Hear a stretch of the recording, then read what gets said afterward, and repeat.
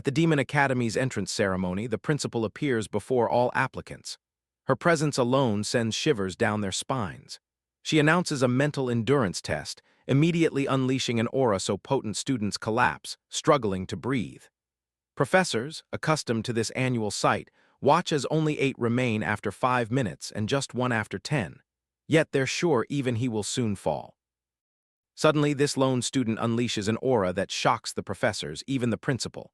One professor feels so threatened he wants to kill the boy, but the principal intervenes, strengthening her own aura. Still, it's no match. Our guy stands firm until the tests end. Just days ago, he was Woo Hyun, a novelist in the human world. After finishing his novel, a mysterious letter transmigrated him into his own story. He's transmigrated into the body of the very villain whose tragic fate he penned. Woo Hyun awakens in an unfamiliar bed, his body feeling alien. Approaching a mirror, he sees disturbingly familiar features: ominous crimson hair, a sly mouth, and thin, emotionless slitted eyes. It hits him like a thunderbolt. He's possessed someone else's body, and that someone is Arson Adele. Arson Adele, the novel's most powerful villain, is only days away from assassination. First, some context. The Arson family, part demon, part human, once wielded immense power, but 6 rival families conspired, bringing them down. This tragic downfall explains why Adele embraced villainy, seeking revenge against those who ruined his lineage. Adele's revenge against the families failed miserably, which is why the original Adele called out to his creator. In mere days, Adele will die a brutal death at the hands of those 6 families' knights. Here's the kicker. Adele is one of the novel's most gifted characters, his abilities outshining even the protagonists. Yet, Woo Hyun wrote the story so the villain could never defeat the main character, no matter what. Worse still. Currently, Adele can't even use his mana. If Woo Hyun had known his restrictions would haunt him, he'd never have crafted such a stacked narrative. Cursing his rotten luck, he spots the same letter that brought him here. It's from the original Adele for Woo Hyun. He hopes for clues, but the paper is blank, not a single word. Then, miraculously, letters begin appearing on the page. The message from the original Adele asks his creator, Woo Hyun, to answer yes or no if he wants to learn this body's powers. Woo Hyun curses, realizing he's directly communicating with the one who dragged him into this mess. The paper insists again. Eventually, he gives in, saying yes. Now, Adele promises to answer anything his creator writes. Some questions are free, others costly, depending on importance.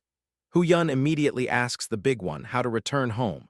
Adele's instant reply, impossible. Woo Hyun, having expected this, moves to a practical question: how to use mana and activate Adele's unique abilities. This question, surprisingly, is free. Adele directly imprints the knowledge into Woo Hyun's mind. The moment it happens, Woo Hyun feels mana surge through him. Adele's first trait is darkness, taking away 5 senses. Next, killing intent, restraining opponents with aura. Woo Hyun activates it, feeling it work, making him mildly satisfied. He can now restrain ordinary people, if not train knights. The last major talent is Adele's most busted ability, Position Transfer 1, as the name suggests. Position Transfer 1 allows him to literally switch places with any chosen object, making it the ultimate assassination move. Activating it, a magical sensation confirms its function. However, it's currently limited to a 20-square-yard radius, underwhelming compared to Adele's original power. Still, daily practice promises improvement. He tests it by swapping with a nearby suit of armor.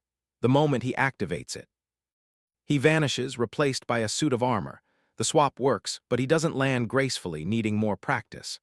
Meanwhile, knights march toward his residence, ready to end his life. At the Arson estate, Captain Feltz, representing Leon County, learns from Adele's worried servants that he's been locked in his room for days. Without warning, Feltz barges in. Feltz and his men confront Adele, who casually comments on their brutal mission. Ignoring Adele, Feltz orders his men to eliminate the youth immediately. But they're unprepared for Adele's position transferability, letting him swap with any object. He targets an attacking knight's blade, activates his ability, and lunges forth, sword in hand. His unexpected assault lands a successful hit. Slashing his opponent, Adele surprises Feltz and his men. Backing away from his first strike, he awaits the next challenger. Feltz, confident in his numbers, orders a head-on attack. But instead of fighting, Adele breaks a window and jumps. Cleverly, he throws his sword to the ground, then activates his position transfer ability, swapping places with the sword just in time. This allows him to avoid fall damage and escape safely. Next, he must reach the Arson family forest. As he delves in, Feltz orders his men to chase and confirm his demise. In the forest, Adele is panting, his legs pushing for distance. Yet he knows even if he escapes this territory, only death awaits. So instead of fleeing, he plans to use a forest gate to access the demonic realm. Weakened by war against humans, he hopes they'll accept his help. But Feltz and his knights are already here, spreading out, searching. Adele is still hiding, struggling to pinpoint the gate's location. With a rough idea of its whereabouts, he steps on a twig, drawing immediate attention. Feltz, done playing, unleashes immense power, destroying everything. He's located Adele, bad news, especially with only 2 position transfers left. His priority, find the gate, not fight. But the author within Adele feels unease. He consults Adele's true spirit for the gate's location. This secret knowledge demands 100 gold coins or an A-rank relic. The author is furious, negotiating for his life in this moment. Feltz's latest attack slams Adele into a tree. With him down, the ruthless captain prepares his sword, questioning if the villain truly believed he could escape death. With an eerie smile, Feltz promises Adele's end today. Despite injury, the young man responds with confidence. He knew little, but one thing was certain: he would survive. Realizing he's at death's door, Adele rises for a final gambit. Feltz finds his persistence annoying, yet respects the half-demon's pride as family patriarch.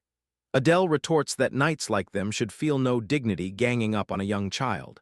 He boldly tells Feltz to switch professions to a nanny. That insult hits hard, completely provoked.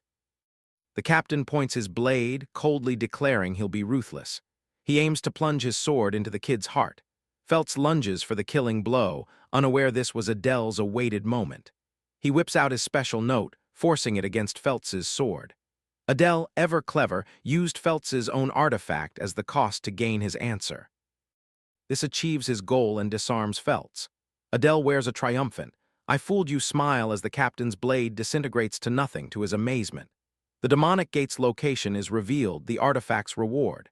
Adele utilizes position transfer again, leaping away. Feltz tries to stop him, but the incompetent captain has lost his chance. Adele escapes to find his special gate. Locating the gate, exuding red tendrils of dark energy, Adele has achieved his purpose. Feltz, a relentless foe, hurls a log at Adele. Just before impact, Adele activates his final position transfer, vowing to reunite with his captain. Feltz fumes as his target escapes to the demonic realm, a place of darkness.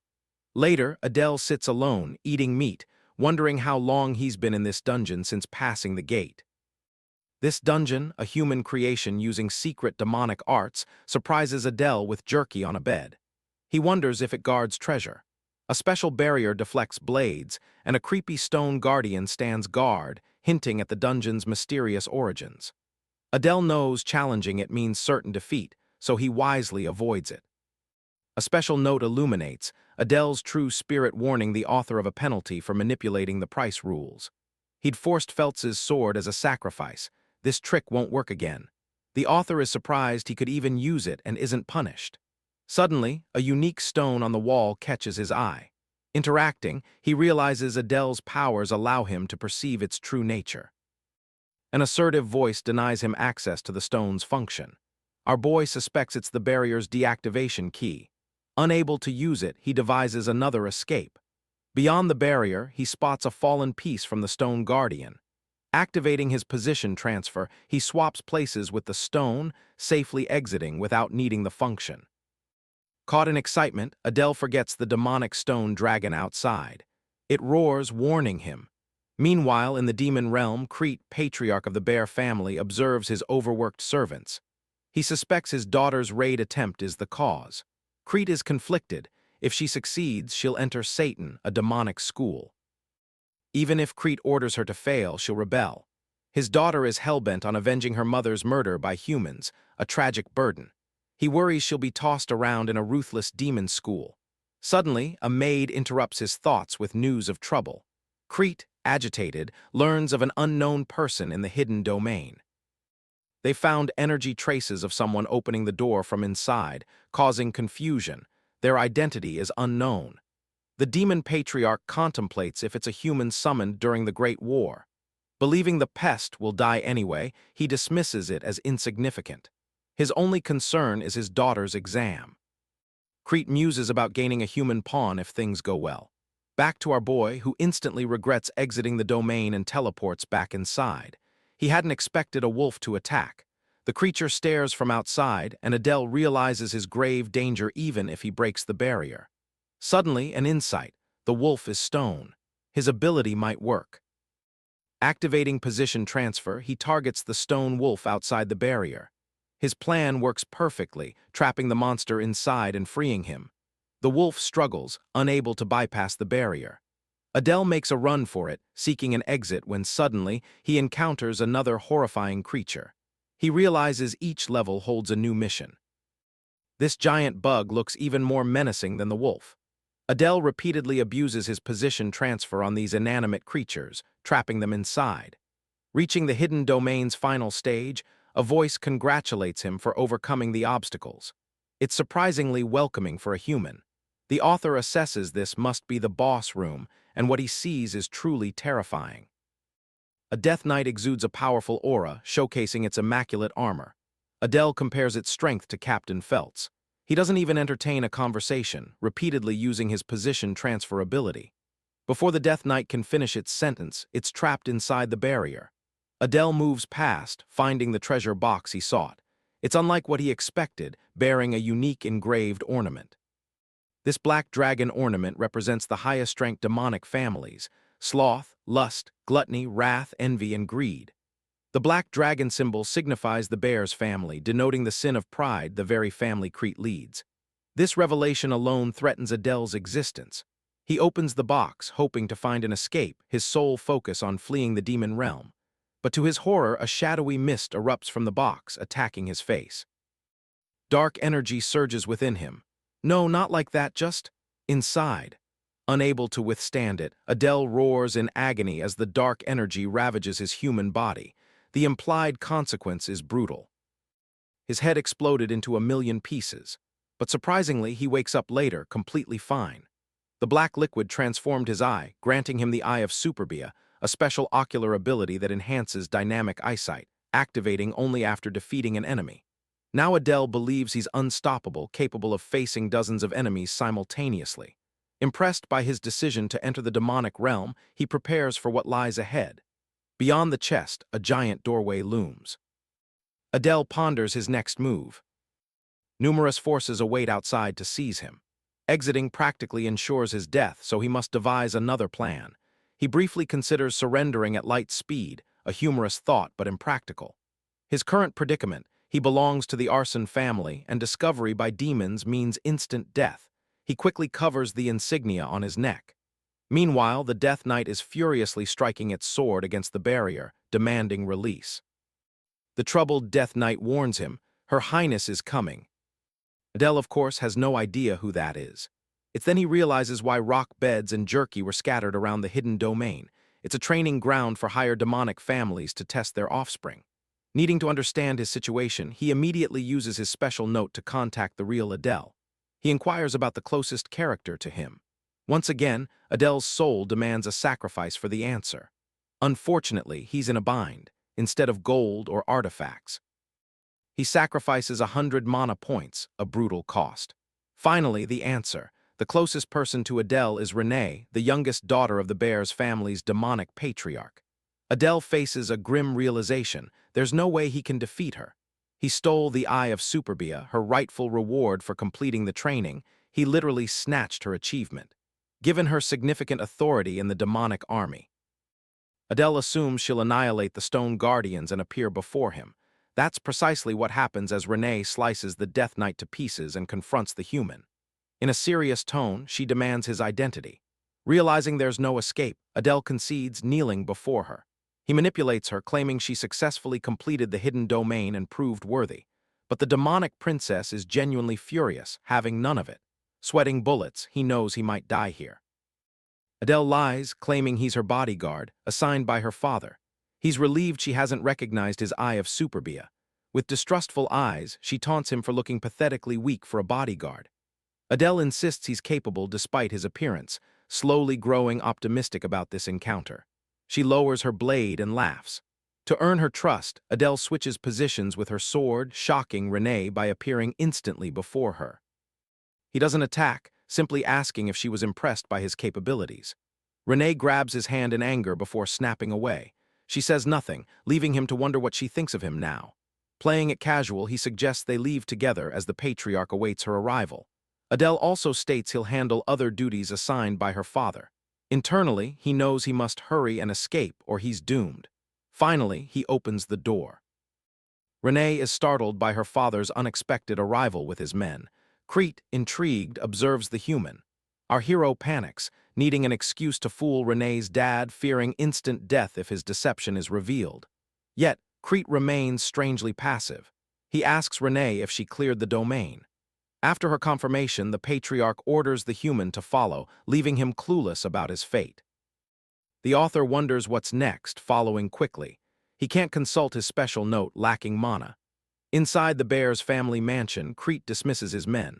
Adele inwardly celebrates, thinking he's free until he spots hidden guards watching his every move. In his office, Crete meets Renee, emphasizing her successful completion of the final task. Crete wants Renee sure of her decision to enter the training school. She's determined, answering yes. Crete then asks about the human from the reward stage. Renee, recalling his shocking powers, confirms his strength. This pleases the patriarch, making him eager about the mysterious human. He approves her admission to Satan's school. Crete, however, is more impressed by the human who cleared the domain alone, not his daughter. Crete knows the human claimed the Eye of Superbia. Renee's opinion further confirms his strength. All factors point to one conclusion: he can use the human. Meanwhile, the clueless author wonders how long he'll wait. Finally, the human is directed to the patriarch's room. He faces Crete, who stares him down with a menacing glare. Adele is already terrified of what's to come. Adele wonders how the demon patriarch will handle him, asking why he was allowed to live. Crete smiles, then curses him for fooling his daughter so impressively. He unleashes an overwhelming aura, forcing Adele to submit. Adele realizes Crete won't kill him, an observation the patriarch finds amusing. Releasing the pressure, Crete lets him recover, but Adele is still panicking from the ordeal. Impressed by Adele's wits, Crete asks his name. Adele replies, omitting his family. The patriarch then uses demonic force to manipulate Adele's body. Our hero is utterly clueless about Crete's intentions. Crete orders him to open his mouth. He reveals Adele must continue the story he told Renee. As he speaks, dark energy enters Adele's mouth, choking him from within. Crete warns that the poison in Adele's body will kill him instantly if he deceives them. Adele chokes on his words as Crete casually offers him a place to stay for future orders. The one-sided encounter ends with Adele speechless. He's shown his new, shabby quarters. Adele has no choice but to accept, grateful his life is spared, though he feels like a mere tool. The author is glad for the patriarch's acknowledgement, hoping it's favorable. Adele's immediate goal: remove the poison. Using his position transferability, he smartly forces the inanimate poison out. He shudders to think what else could have been teleported. Adele doesn't kill the creature, fearing it would alert the patriarch. The creature wakes, its mana supply cut off. Adele collapses, relieved the poison threat is gone. The tiny creature snoozes beside him. As he drifts to sleep, a status window appears, alarming him of ability upgrades. Position transfer is level 2, but mana costs are high. Adele ponders increasing his mana pool to contend with main characters. He finds a way. The scene cuts to Renee's expressionless face, disapproving his plan. For 3 days, he's kept tabs on Renee, essentially being ignored. The author believes she once had a brighter personality, but her mother's loss made her ruthless and distant. He feels empathy for her. Servants summon Adele and Renee. Crete has called them. Adele suspects it's about Renee's admission to Satan's demonic school, despite her successful domain clearance. Satan was truly formidable. Crete revealed Renee's grim destiny, an early death, preventing her from achieving her ambitions. This news filled Renee with disappointment. Adele, feeling like an awkward bystander, was shocked when the demon patriarch entrusted Renee's bodyguard to protect her. Even more surprising, Renee flatly rejected the offer. a humorous twist considering her willingness to abandon her goals just to avoid Adele. Satan is unique, the only school where promising heirs from various demonic realms gather. It's a constant battleground with the Imperial School, and in the original story, Renee was fated to die there. It's the most dangerous place where death is always imminent for demons. Yet, Renee is determined to go. Adele, however, sees it as the perfect opportunity to expand his influence and network. As the author, he knows. Knowing the school's future events, Adele agrees to go, but with one final request, something related to mana. The demon patriarch finds this amusing, expecting Adele to negotiate his way out of the poison. Crete, unaware Adele is no longer poisoned, curses him but considers the request.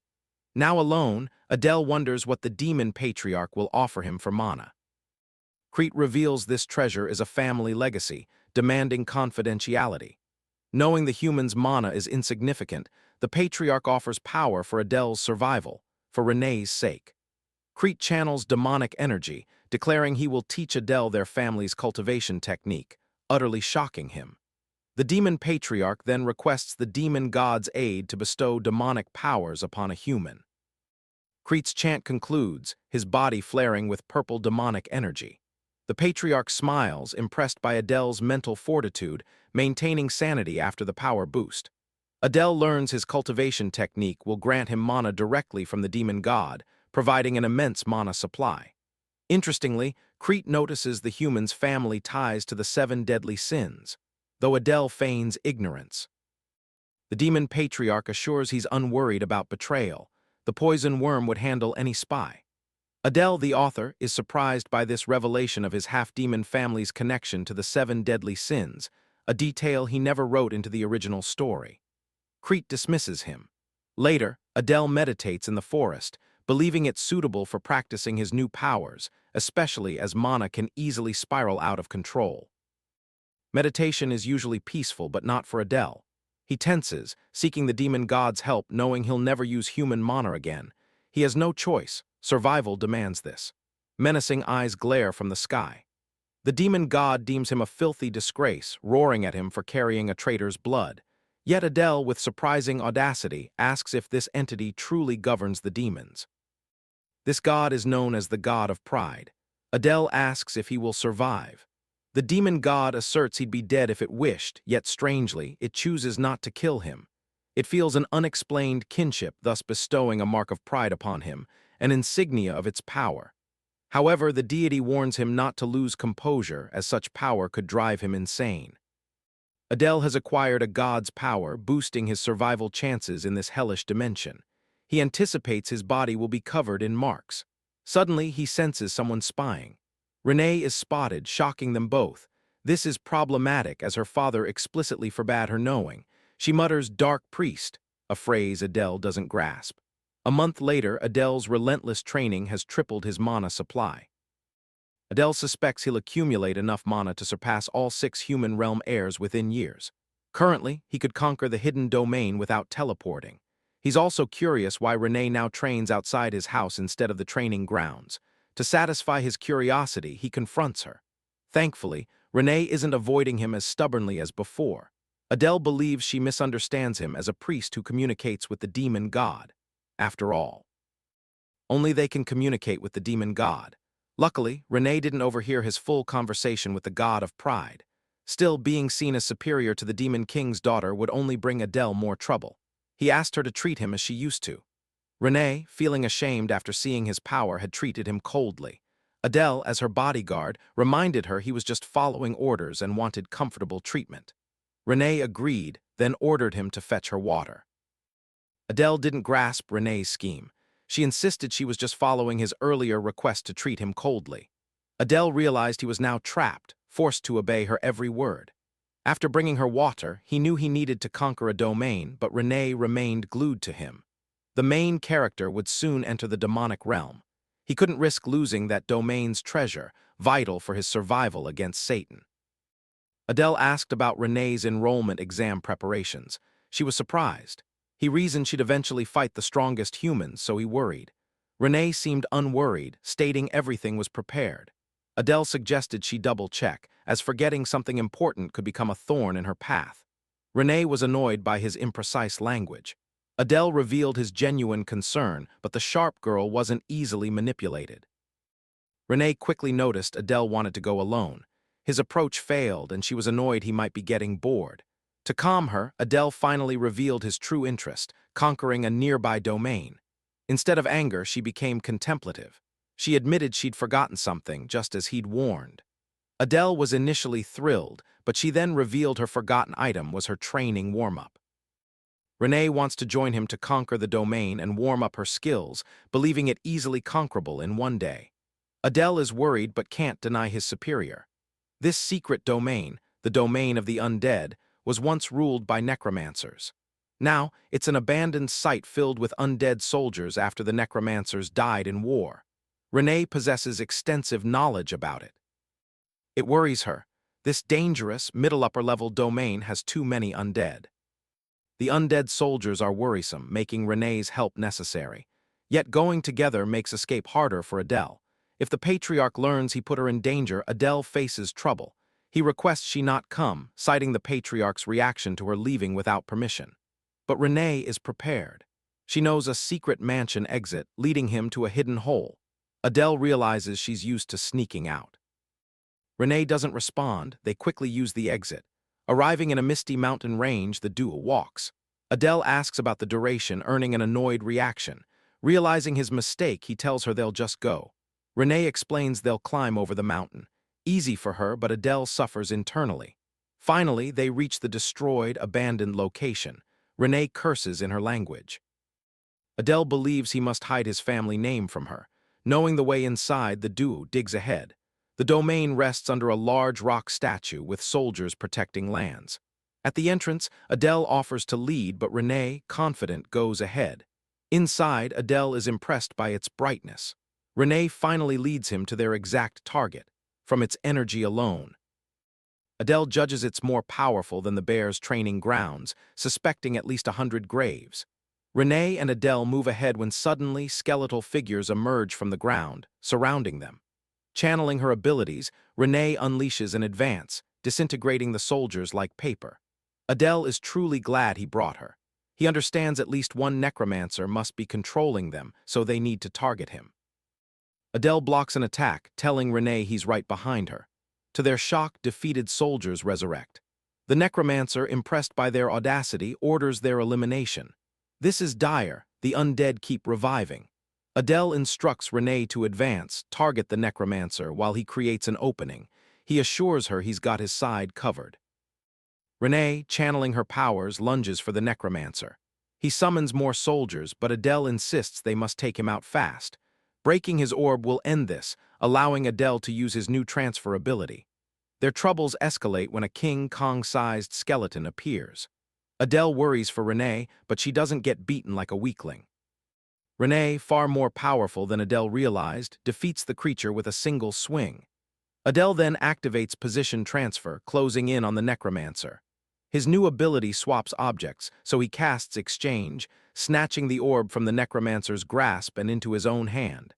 With the orb crushed, the mage is powerless. The necromancer and his summons are defeated. Their combined efforts succeeded. Surprisingly, his final words are gratitude for Adele. Adele realizes he wrote this tragedy, feeling sad for his characters, hoping they can now rest. Renee asks if anything remains after the boss battle. Of course, it's time for reward collection. Adele finally gets the item he desperately needs, the Fang of Darkness. This dagger, forged from demon realm steel, converts darkness into mana, boosting dark abilities. The second item is the Eternal Full Moon Ring, which absorbs mana from moonlight. Impressed by the dagger, Adele sees it maxing his darkness trait. He has no use for the ring, so he offers it to Renee, who accepts. Adele, acting like a gentleman, places the ring on Renee's finger, making her blush. She quickly pulls her hand away, feigning confusion. Our dense protagonist is oblivious to her reaction. Renee, still flustered, feels the ring's power and loves it. Adele then tries to claim all the gold, but Renee, in killing machine mode, warns him not to be selfish. With their task done, they return to the mansion. Another month passes with their training. Adele makes great progress in the demon realm, acquiring 1,300 mana comparable to mid-tier demons. Days later, the demon patriarch summons them, finally permitting entry to Satan. It's time for their entrance exam in the capital. Preparations complete, the patriarch curtly orders them to leave, skipping farewells. Adele notices Renee's sadness. Renee bows to her father and leaves. Adele follows, but Crete stops him, expressing high expectations for the human. This scene is poignant. The patriarch offers hope to a human, but not his own daughter who needs it most. As their carriage prepares, Crete watches from above. Adele realizes even demons care for their children, seeing Crete's concern for Renee.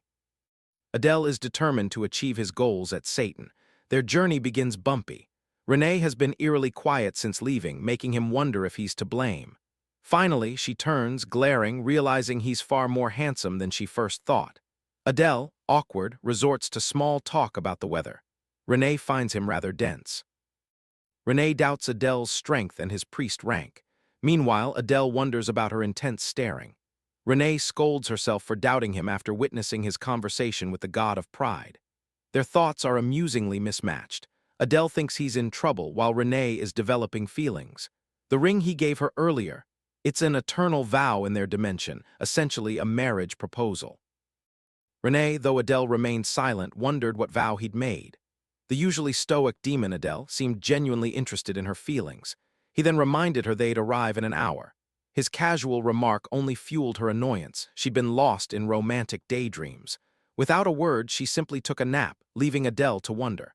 An hour later, they stepped out of the carriage, luggage in hand. The demon capital was immense. It strikingly resembled the human realm's capital. Though demons here sported horns and minor physical differences, they weren't drastically unlike humans. Elite demons were identifiable by body marks, like the blonde with one on his neck. Renee urged him to keep pace, and he followed, asking their destination. With the entrance exam 2 days away, registration was paramount. Adele suggested touring the capital, but Renee seemed utterly disinterested in sightseeing. Adele still felt he'd erred, but Renee quickly redirected him to exam registration. The author, recalling Renee's backstory, noted she'd never left home after her mother's death. She should feel liberated, yet she seemed strangely indifferent to her new surroundings. Finally, they reached Satan, an incredible university, triple the size of a normal one. An old man handled registrations. Adele stepped forward to speak for his lady. The receptionist was shocked, pointing out Adele didn't even look like a demon. Worse, the egghead accused him of being a half-demon attempting Satan's exam. Our protagonist knew his future here would be fraught with difficulty. The irate clerk ranted on until he recognized the demonic princess's horns. Renee declared her lineage from House Bears and insisted her guard would be admitted with her. The clerk complied, though still muttering about a pathetic half-demon trying to enter the elite academy. Renee, fed up with his arrogance, subtly hinted at her power for insulting the Bear family. The clerk seemed intent on trouble. He should just do his job. Adele then stated his name and affiliation with House Pixie. With that, registration was complete. The author mused that the receptionist's hostility stemmed from half-demons siding with humans during the war. This was why pure-blooded demons resented them. Registration done, they now needed to find an inn for the night. Adele found a decent-looking tavern, deeming it suitable, but the spoiled princess immediately voiced complaints about the local inns. Adele reminded her they lacked her father's wealth, limiting their choices.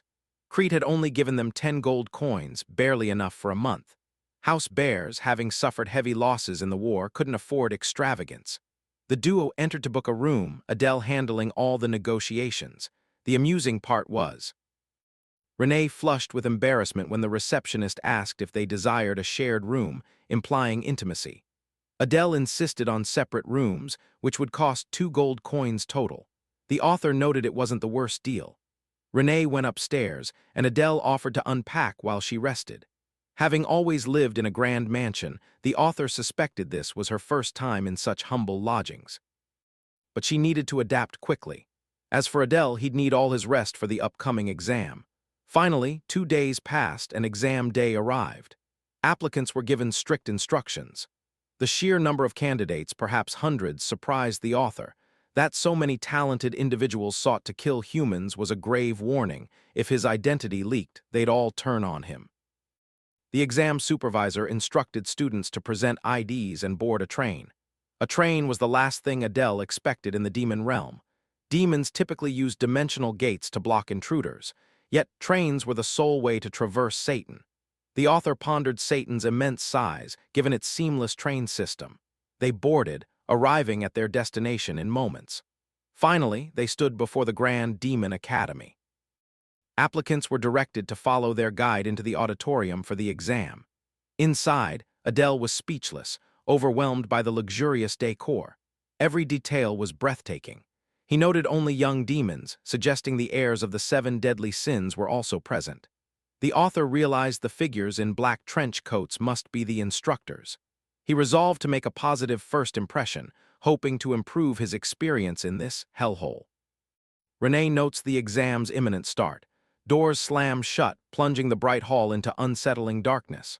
The author suspects magic, curious about the test. An instructor, short and distinct, demands silence. She welcomes them to Satan, then immediately curses the lousy candidates, openly admitting she hopes they get killed this year. What a greeting. Adele trembles under the instructor's powerful voice. With a malicious smile, the girl gets serious, launching the exam without another word. Her overwhelming aura crushes the students, swiftly filtering out the weak. The other instructors aren't surprised by the headmaster's cruel methods. Yes, that crazy psycho chick is actually the academy's headmaster, and this test is purely for mental fortitude. Headmaster Lucien chose this test to gauge if candidates could withstand human interrogation. After 5 grueling minutes, almost all collapsed, leaving only Renee, Adele, and 6 others standing. The instructor, initially expecting more from 100 applicants, finds this year's performance impressive, a significant improvement. Notably, this batch includes the heirs of the 7 deadly sins.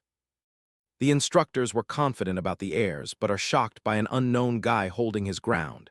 He's different from the demonic family heirs. His sanity after 10 minutes proves his caliber. Yet they expect him to crumble. However, despite Adele's agony, a male instructor senses pulsing dark energy from his body. Everyone, even Headmaster Lucien, is stunned. He's transforming, looking like a demon god himself. Sensing immediate danger, the male instructor feels compelled to kill the candidate. Though initially unremarkable, the boy's sudden transformation, crumbling the very atmosphere, revealed a hellish, ruthless killing intent, like that of a notorious murderer. The instructor prepared to act, but Lucien observes his hesitation. He's clearly afraid of confronting such a formidable threat. Despite being just an applicant, his colleague smiles as others collapse from exhaustion. Our protagonist realizes he must endure, or his mental state will shatter, as the god of pride warned. A plan sparks. Use his killing intent against the test giver's aura. Without hesitation, he acts, his body exerting tendrils of red demonic energy, directly countering the headmaster's power. Lucien, impressed, intensifies her aura, aiming to force his submission. Yet on the brink of madness, the protagonist holds his own, even against the heightened pressure. This earns her full attention, and he finally survives the test. Despite his ordeal, his gaze shifts to Renee, who stands firm effortlessly, as do the remaining heirs of the 7 deadly sins: Bolton of envy, Prone of lust, Samuel of gluttony, Aaron of sloth, and Gwar of greed. All are holding their ground. The author muses how he passionately crafted some characters, only for them to be killed by the story's heroes. He notes the 6 survivors, then his eyes land on the heir of wrath. With beautiful, snowy white hair, a crown of thorns, and scarlet, merciless eyes, he's staring at the worst villain he ever wrote, the future demon Lord Diana. The first exam part concludes, but Adele is deep in thought. The Demon King usually hails from the Wrath family, so Diana has no need to be here. Yet, despite being a Demon Lord successor, she's applying as a candidate. He wonders if the story's gone awry. Meanwhile, the failed candidates are acting like spoiled brats for not passing. Most failed candidates, spoiled brats, complain about the cruel exam, but the instructors couldn't care less about their trust fund status, making it clear to these rich imbeciles. The male instructor emphasizes that those unable to survive 5 minutes are unneeded. The gates close on the failed, showcasing the demonic academy's ruthless treatment. Luckily, Adele passed. He realizes Lucien is the headmaster, not just a supervisor, and the strongest in the demonic realm, despite her cute appearance. Surviving the first test was luck. He must endure the rest, as most fail the second. Meanwhile, Renee draws immense attention. Her combat prowess makes her incredibly popular, which is expected for an heir of the 7 deadly sins. They also withstood Lucian's aura. Adele feels a pang of disappointment, unnoticed despite his resilience. Renee, however, praises her bodyguard for passing. The author is satisfied, having shown the instructors he's no ordinary candidate. He believes they'll remember him. Then the male headmaster demands attention, introducing himself as Ares, their education instructor. Ares looks so intimidating, Adele suspects he carries a hidden knife. Ares congratulates the successful candidates, explaining the test's purpose, to gauge mental fortitude against human interrogation. The 8 survivors get extra points, and if they pass the second exam, access to weaponry. Our boy is ecstatic, thrilled by this prize. The other candidates, however, are now even more annoyed at their failure. Ares begins explaining the second exam. Candidates must display their unique talents for facing humans. Their class assignments depend on this, so they must perform their best. Adele grasps the requirements but wonders what kind of humans they'll fight. With a snap, Ares reveals their opponent for this special exam, summoning a creature born from the very essence of light. Clad in distinct armor, wielding a recognizable sword, Adele instantly knows they're doomed. They face the strongest hero of the 6 great human families, like fighting a final boss at level 2. This overpowered figure shouldn't be here. Renee notices his reaction, wondering if he knows him. Adele, of course, can't reveal they're up against Ninai, head of the Ninai house and a key figure in the main story. Worse still, the author realizes this John Wick's cousin is the protagonist's father, the unrivaled sword saint. Some candidates recognize him, instantly abandoning hope. It's no wonder. He's a one-man army, single-handedly toppling demon houses. Even Ares knows these kids would be massacred in a full battle against the sword saint. So Ninai will use only 10% of his strength. Renee initially thinks this makes the test too easy, but the author reminds her they're facing an apocalypse-level threat. Even at 10%, the sword saint can obliterate cities. Adele wonders how applicants will overcome this. There must be a hidden criterion, and while an information scroll would help, he can't afford it. Ares announces teams of 4 will face him. To ensure fairness, the top 8 scorers are separated, with remaining candidates assigned randomly. Our boy is thrilled to be among the top, while Renee is annoyed her teammates are freeloading. Adele's team, however, is already giving him grief just for existing. Renee gives him a cute shoulder tap, gesturing for his safe return. Adele happily reciprocates. Thus, 33 groups formed. Adele led the last with Kina, Chris, and Sanchez. As the author, he recognizes none, marking them as plot-irrelevant NPCs. Kina and Chris are friendly, but Sanchez is a stuck-up, moody individual. He immediately verbally attacks Adele, shaming him for being a half-demon. The situation is so dire that even these minor characters are giving him a hard time. Ignoring the negativity, Adele encourages his group. He starts by assigning roles, asking Chris about his abilities. Chris cooperates, demonstrating mana transformation, morphing a triangular prism into armor and a sword. His versatile abilities, though lacking high killing intent, are exactly what Adele sought in a teammate. Kina then explains she's a support player, not a damage dealer. Kina's power allows her to amplify allies' speed through prayer to a demon god. After buffing Adele, she's exhausted, but he teases her, downplaying her ability. This is terrible for him. Her buff is incredibly weak, making him wonder how she even passed. Finally, Sanchez demonstrates his rock-type enhancement, transforming into a formidable, brown-skinned warrior. It's quite effective for a tank. Sanchez then challenges their leader to reveal his own skills. Tossing a ring, Adele casually teleports to Sanchez with godlike speed, stunning him. In a real fight, he could have been killed instantly. Kina and Chris are deeply impressed by their leader's unique teleportation. Adele, the author, deliberately keeps his other powers secret, unsure of future threats. For their team formation, he assigns Chris and Sanchez to prioritize defense, positions himself in the center, and Kina as rear support. This seems a solid strategy for the upcoming test. They all agree and the second exam begins. Ares calls Group 1 forward. Adele is impressed by their determined eyes, even facing the Sword Saint. But it doesn't matter. The exam starts and ends in an instant. Group 1 is decimated. Not even Adele could track the Sword Saint. Ares calls Group 2, which suffers the same annihilation. Group 3 meets the same fate. When Group 4 is called, candidates rebel, deeming the ridiculous exam rigged. Aries dismisses the two complainers, asking the remaining two if they still wish to participate. Adele observes a blonde kid, despite a handicap, stepping forward. He realizes this must be the hidden key to passing the second exam. Group 4's test begins with these two facing the Sword Saint. The battle's outcome is swift. Both are instantly defeated. Had the Sword Saint used real aura, they'd be obliterated. Even Adele's team doubts themselves now, Sanchez visibly trembling. The Sword Saint annihilates groups until Group 10 immediately forfeits. Groups up to 30 are wiped out, not one landing a proper strike against this unbeatable foe. Then, to Adele's shock, a candidate actually blocks an attack. Interestingly, Adele notices the fights are getting longer due to skill differences between groups. He's now certain of the test's passing condition. His team is nervous, facing the Sword Saint soon. Adele reveals his genius plan. He's deduced the criteria and believes they must fight and persevere as long as possible.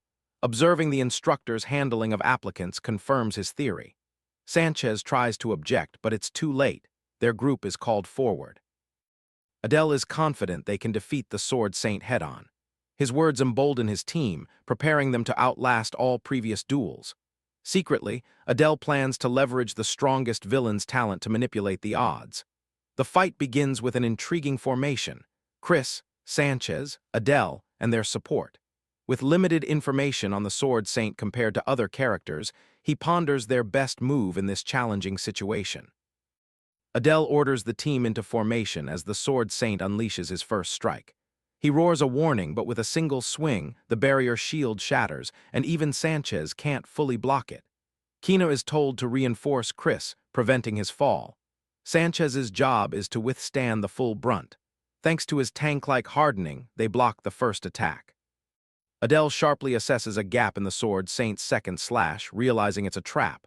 He avoids exploiting it, believing it's bait. Focusing, he warns his squad of the incoming attack. The team positions, but Chris quickly reaches his limit. One attack nearly wiped them out, this next one could finish them. The Sword Saint unleashes his attack, revealing the same opening. This time, not even Sanchez can withstand its force. His body suffers severe cuts defending the team. Sanchez believes they'll die, but Adele persists, determined to hold out, questioning his opponent's next move. Finally, the Sword Saint lowers his blade. Yet the test isn't over. He's about to unleash a final attack, but Adele wants to confront it head-on. With a malicious expression, he declares he will plunge a sword into his opponent's throat, shocking his team. The Sword Saint prepares his final attack. Adele, with a crazy plan, tells Sanchez to withstand it without Chris's intervention, confident in his strategy. The Sword Saint's blow demolishes Sanchez's armor, sending him flying. Seizing this moment, Adele uses position transfer to swap with Sanchez.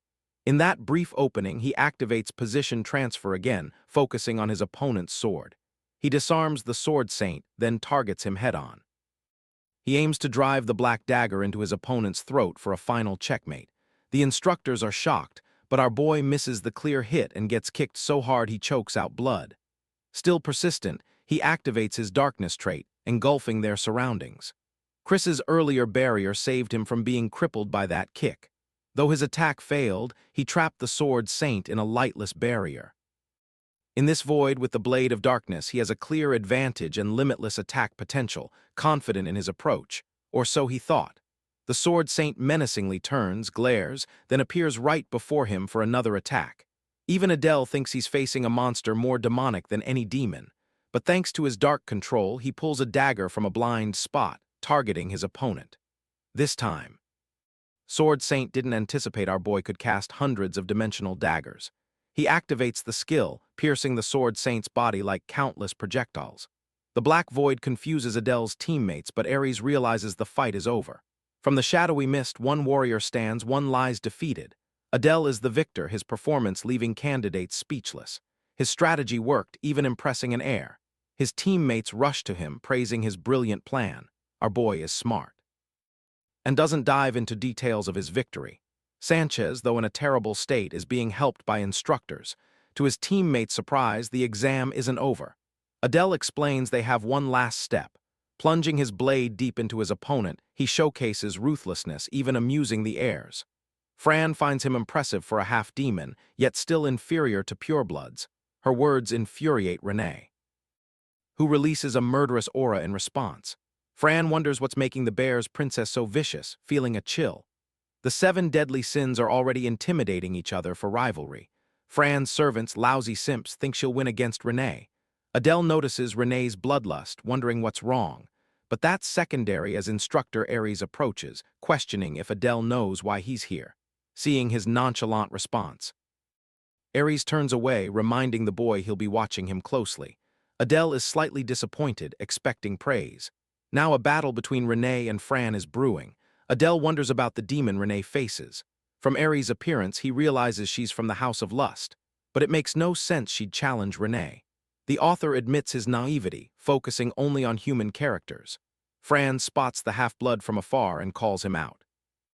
Bro wasn't expecting that, but this crazy chick makes it worse, ordering him to be her slave. Renee, enraged, gets even more fired up to kill the bitch, diving into attack. Seeing her guard disrespected by the embodiment of lust, Lady Renee charged forth, blade drawn, refusing Laurel Fran any response time. They would have clashed if not for the instructor's meddling. He warned that quarrels inside Satan campus are strictly forbidden. If they want to slice each other up, they should resolve their conflict outside. Students watching were taken aback. If Ares hadn't intervened, something bad could have happened to 2 top 7 deadly sins prospects. Renee promptly sheathes her sword with a scoff as Laurel shivered.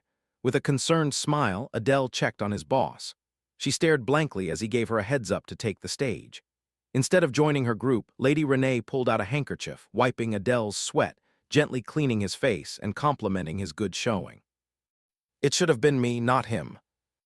Lauren still hasn't learned, criticizing Lady Renee for acting too close with a half-demon. Adele ignored her racism, just glad to be treated better after passing. Looking him in the eye, Lady Renee asked if he hid his strength during the trial. Adele was confused. He risked a lot for that attack. Finally, Group 34 was called. Renee calmly made her way, promising to keep Adele's secret. She must think he's an all-powerful family priest, with Lady Renee out of the picture. Laurel Fran, ever the troublemaker, tried to charm Adele again. A sly smile graced her face upon hearing his name. She hadn't forgotten being interrupted. With an intoxicating aura, she commanded Adele to abandon that bearish skank and serve her. Laurel believed her allure could steal this guard, avenging her earlier humiliation. Many would have fallen for it, but Adele, completely unfazed, nonchalantly dismissed her. He turned his attention back to Lady Renee's performance, leaving Laurel to throw a childish tantrum. Adele's focus remained on the stage. He held high expectations for the other 7 deadly sins heirs, but his true support was for Renee. The Sword Saint, now rebuilt, emanated a bone-chilling aura within its attack range. A tense standoff ensued, but Renee showed no hesitation. She stepped forward, ignoring her 3 teammates. Her boldness even caught the future Demon Lord's attention. Bolton, the heir of envy, laughed at her audacity. Adele, however, felt alarm bells ringing. Logically, approaching the Sword Saint was a death wish. Inches apart, the aura showdown began. An old man and a young lady faced off in a battle of spiritual power. After what felt like forever, both their expressions twisted with ferocity. The Sword Saint lunged, but Renee cut him down, slicing his sword and upper body in 2. Everyone was flabbergasted by her dominant display. Without wasting another second on the test or glancing at her victim, Lady Renee quietly walked back to cheers. Even Instructor Ares was visibly pleased. Perhaps Adele was the most surprised. The Sword Saint must have sensed her formidable skill, hesitating to strike initially. Laurel, ever the snob, scoffed at Renee's performance. Curious, Adele asked the heir of lust if a team of 7 deadly sins heirs could defeat the real Sword Saint at full power. She laughed, stating no lifeform could defeat him currently. Perhaps only the previous Demon King might have stood a chance. Besides, anyone could see this pathetic fake was far weaker than the instructor's claimed 10% power. Adele realized he struggled against a fake Sword Saint with less than 1/10 of the real one's power. He created this world, yet remained ignorant of the demonic realm. Still, anticipation pulsed within him. The remaining test groups were all led by 7 deadly sins heirs. Perhaps inspired by Renee, they too showcased their formidable abilities, convincingly trashing the fake Sword Saint. It was hard to differentiate their power, but Adele knew the top 2 of this batch. the two who would become major future characters. With everyone's turn complete, the entrance exams concluded. Instructor Ares gathered them, announcing that anyone brave enough to participate in combat, regardless of outcome, passed. Thus, the youngsters were now official Satan trainees. Ares warned them not to celebrate yet. They'd merely punched their ticket to a hellish path that had broken many demons. The entrance ceremony for those who passed would be in 2 days. Those who defeated the Sword Saint were asked to stay. Adele surmised this related to the reward promised in the first test. The 7 deadly sins heirs, plus Adele, passed with flying colors, earning access to the armory. Before entering, Bolton raised his hand, asking if they could leave with tons of weapons. He was excited for Satan's treasures. This delusional question was typical for the son of envy. Bolton, who possessed insatiable curiosity and appetite. Adele recalled writing extensively about him. Instructor Ares calmly retorted that trainees would struggle mastering multiple weapons, so only one was permitted. Refusing further inane questions, he led them to the armory. He touched a wall, activating a magical seal, and a hidden door materialized. Ares added this was a privilege Satan granted outstanding trainees. Their choice for better or worse was up to fate. The armory entrance resembled a dungeon gate. Ares instructed them to enter in reverse exam order with an inspection upon exit. This gave Bolton first pick and Adele last. The big guy clearly disliked him, eager for the first treasure. Bolton cheekily waved before entering. Lady Renee, already well-armed, planned to pick an artifact, and Adele intended to do the same, thinking alike. The other heirs must be thinking the same. Adele worried all good artifacts would be gone by his turn. Bolton emerged from the armory wearing a blackthorn crown, clearly pleased. The worst-case scenario unfolded. Everyone claimed artifacts. Soon it was Adele's turn. He noticed Renee's bracelet and inquired about its features. She simply told him to go inside and discover its secrets, warning that some items lacked descriptions. Those might truly be blank. But surely, if housed in the armory, they can't be worthless, right? Before entering, Adele gave Instructor Ares a lingering stare. Offended, the big man urged him to speak. With an awkward laugh, Adele asked about the description-less items. Ares explained they were artifacts and weapons of unclear purpose and unknown origin. One might find an amazing relic, or, conversely, a lifelong curse. With that final, ominous warning, Ares pressed the last student to enter. Adele would soon discover if going last was a blessing or a curse. Inside, the structure changed dramatically. It was surprisingly bright and tidy, yet a subtle anxiety gnawed at him. He followed a light down a long hallway. The armory itself greeted him with weapons and artifacts sealed behind magical glass. Demonic relics filled the massive room. Turning right, he found a unique spear and read its description. It was the Twin Fang Spear, used by an unnamed demon for serpent hunting. Vengeful serpent spirits inhabited its tip. Infused with mana, 2 serpents emerged. The description tried hard to make it sound important, but it was trash. Adele already had his daggers. Next, the starlight crystal, once used by an astrologer. With mana, it borrowed starlight to illuminate surroundings. Practically a glorified flashlight, a definite pass. Especially since Adele was investing in the dark element. Noticing an empty magic case, he curiously read the description of its former occupant, the great circlet of the victor. It granted exceptional recovery and stamina, binding itself to the user until death. This must be what Bolton wore. Adele found this odd. He recalled eliminating binding items in his novel, never expecting one here. Scanning the area left and right, he became convinced all the good stuff was gone. The bind of the python, flag of the demon general, and insignia of the fallen noble were all taken. The 7 deadly sins claimed most broken artifacts. Remaining armor and weapons were borderline trash. With no decent choice, Adele considered a cursed artifact. But then he remembered a unique method only he possessed. Pulling out magic paper, he steeled his resolve to spend some gold, turning to a broken, description-less sword. He asked the page for information. It prompted him to pay with an artifact above relic grade or 100 gold coins. Before spending, he realized something. Testing his burgeoning idea, he turned to a damaged scroll, doing the same. This time it asked for 50 gold coins for info. Since the scroll gauged importance by cost, he didn't need to pay. He just needed the item demanding the most. There were 7 description-less boxes. He quickly scouted them. Information for the eagle-shaped black stone cost a single gold coin, an obvious dud. Since it was just 1 gold, Adele spent it. He learned the eagle exchanged the owner's fortune with another's misfortune, in other words, trash. Adele quickly continued prospecting unknown relics. Some intel cost 100, some 50. None were overwhelmingly broken. With only 2 more left, he finally found one costing 300 gold coins, a shoulder pauldron. The page estimated it to be at least a mythical artifact. This thing dwarfed all other air-picked artifacts. Just as he was about to pick the pauldron, his attention was inexplicably drawn to the last description-less item. He felt a strange sensation of being watched, though alone. The artifact was an unassuming necklace. Adele's sharp senses tingled. He pulled out the magic paper, asking for more information about the strange accessory. The page glowed with bright light, and it flew on its own, emanating a blinding light. The cheat paper displayed a single sentence: "You must offer a god." This thing must be legendary if it demanded a god as sacrifice. Just when he thought he was doomed, he felt blessed instead. Thinking further, he realized he was jumping the gun. He wasn't even associated with a minor god, let alone the demon god. For now, he decided to infuse mana into the mysterious necklace. Seconds passed in frustrating silence. An extraordinary item lay before him, its capabilities unknown. Racking his brain, he tried new questions with the paper, hoping to trick it into revealing information.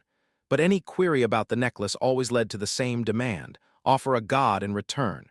He finally gave up on getting free intel. Still, he took the risk, choosing the bejeweled necklace as his reward. Regardless of its function, he was certain he'd secured the armory's most valuable item. Equipping the accessory, he checked his status window. As expected, a new, unknown trait had appeared. He'd need time to decipher its true nature. Exiting, Instructor Ares questioned his unusual choice. He truthfully explained he picked an item with no description. When asked about insider info, he honestly replied he had none. Technically, that wasn't a lie. Adele couldn't fathom why Ares seemed to dislike him so much. Finally, the big instructor conceded. Though suspicious, he had to trust his cadets. He advised the freshman frontrunners to guard their chosen artifacts, as they could be lifelines. Adele scanned the room, seeing future demon world leaders. They'd receive immense investment. If he could siphon even a fraction of those resources, he'd be content. Upon dismissal, the armory's hidden door vanished without a trace. Exams done, the lady and guard headed for their dorm. But before they could leave, Bolton stopped Adele. Smiling, he approached, apologizing for rudeness and extending a hand to make amends. Unexpected, Adele wouldn't refuse politeness. The moment he took Bolton's hand, he knew this guy was anything but polite. Bolton immediately locked his hand in a death grip, a mischievous grin spreading across his face. A sharp, crushing pain coursed through Adele's hand. Bolton cared nothing for weaklings, only the strong, driven by burning jealousy. He'd once pushed the novel's protagonist to death's brink, only sparing him for a future duel after realizing his potential. Lycan Bolton was a battle-crazed lunatic. With a smug smile, he goaded Adele into action. So Adele assigned Bolton's sword as a target for position transfer. In a blink of an eye, he exchanged positions with the blade, tapping Bolton's shoulder. The test just ended. Adele wasn't in the mood to placate a spoiled young master, especially after that bone-crushing handshake. Bolton, however, laughed with pure amusement. Adele's ability only stoked the lunatic's fighting spirit. Now he wanted a death match. Before escalation, Lady Renee stepped in. Emitting her own bone-chilling aura, she warned Bolton she'd join if he continued his antics. Finally, the lunatic reigned in his aura. As much as he loved fighting, facing 2 powerhouses was too much.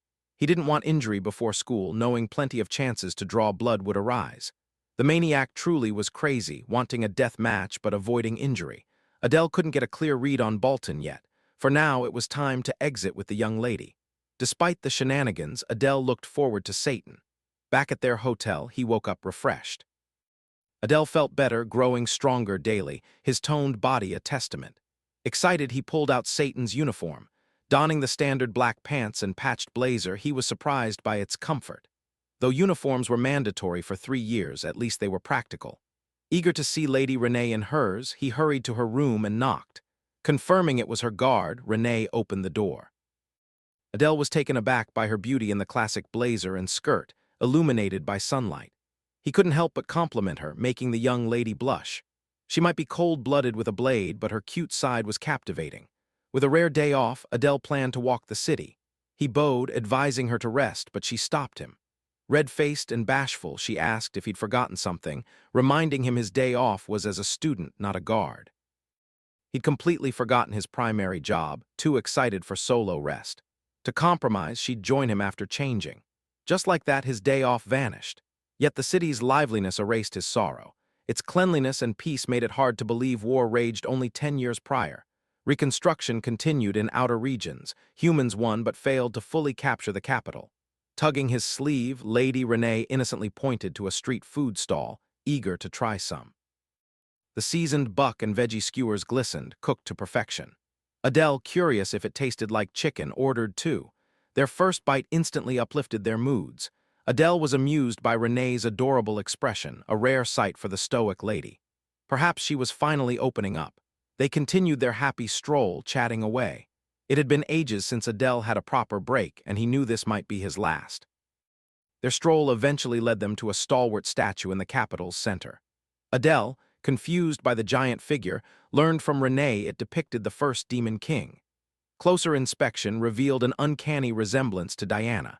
It's not often one sees the first Demon King's features up close. As Adele focused, the statue's eyes glowed with a familiar light, and his necklace resonated with that piercing glare. The first Demon King's stoic memorial shot otherworldly power into Adele's artifact. To his surprise, one jewel lost its luster, turning gray. Stranger still, Renee saw none of it. She only noticed Adele acting oddly, pulling out his artifact. A blinding light like that should be impossible to miss, yet her confused expression confirmed she had no clue. He recalled the page asking him to offer a god for information. Adele had just stumbled upon something significant in the most unexpected place. He was certain this artifact connected to the first Demon King, fueling his desire to investigate further. Their city walk concluded with Adele brimming with curiosity. The next morning, they headed to Satan for the entrance ceremony. The headmaster and instructors faced around 100 new students. Adele overheard freshmen calling the headmaster a little kid, despite her being a monster capable of crushing them effortlessly. Some even found her cute. A child covered in tattoos called cute. Adele thought some batchmates needed a reality check. Suddenly, she shot a sharp glare at the scandalous students. Adele mentally noted the possibility she could read minds, with instructor Ares's. Shout that silenced everyone. The entrance ceremony began. The headmaster delivered a standard speech, and the atmosphere settled. After the opening, the oath-taking for the top cadet and runner-up commenced. As expected, Diana and Bolton received the honors. Lady Renee seemed unfazed by not getting the top spot. Her sole reason for enrolling was revenge on her mother, not competition. Adele, too, had his own unwavering agenda. On his way to the podium, Bolton shot Adele a challenging glare and a cocky smile, which Adele wisely ignored. Engaging that maniac would only lead to trouble. When the top cadet, Diana, ascended the stage, her presence alone justified her position. As expected from the Demon King's daughter, blessed by the gods, she was unmatched. Her oath to wipe away their disgrace and rebuild the demonic realm echoed, filling the auditorium with the palpable rage of those who lost homes and families to humans. If these demons ever discovered Adele's arson bloodline, eternal torture would be the least of his worries. With the ceremony over, Instructor Ares directed everyone to check class assignments on the bulletin board. Students neatly lined up. Adele found his name under Class A searching for Lady Renee's. A tear almost escaped him. Thankfully, his boss was assigned to Class C. He tried to look upset, but his smile betrayed his true mood. Renee asserted he was still her guard, demanding he drop everything when called. Pleased with his newfound semblance of independence, Adele headed to his classroom. En route, he accidentally bumped into another student.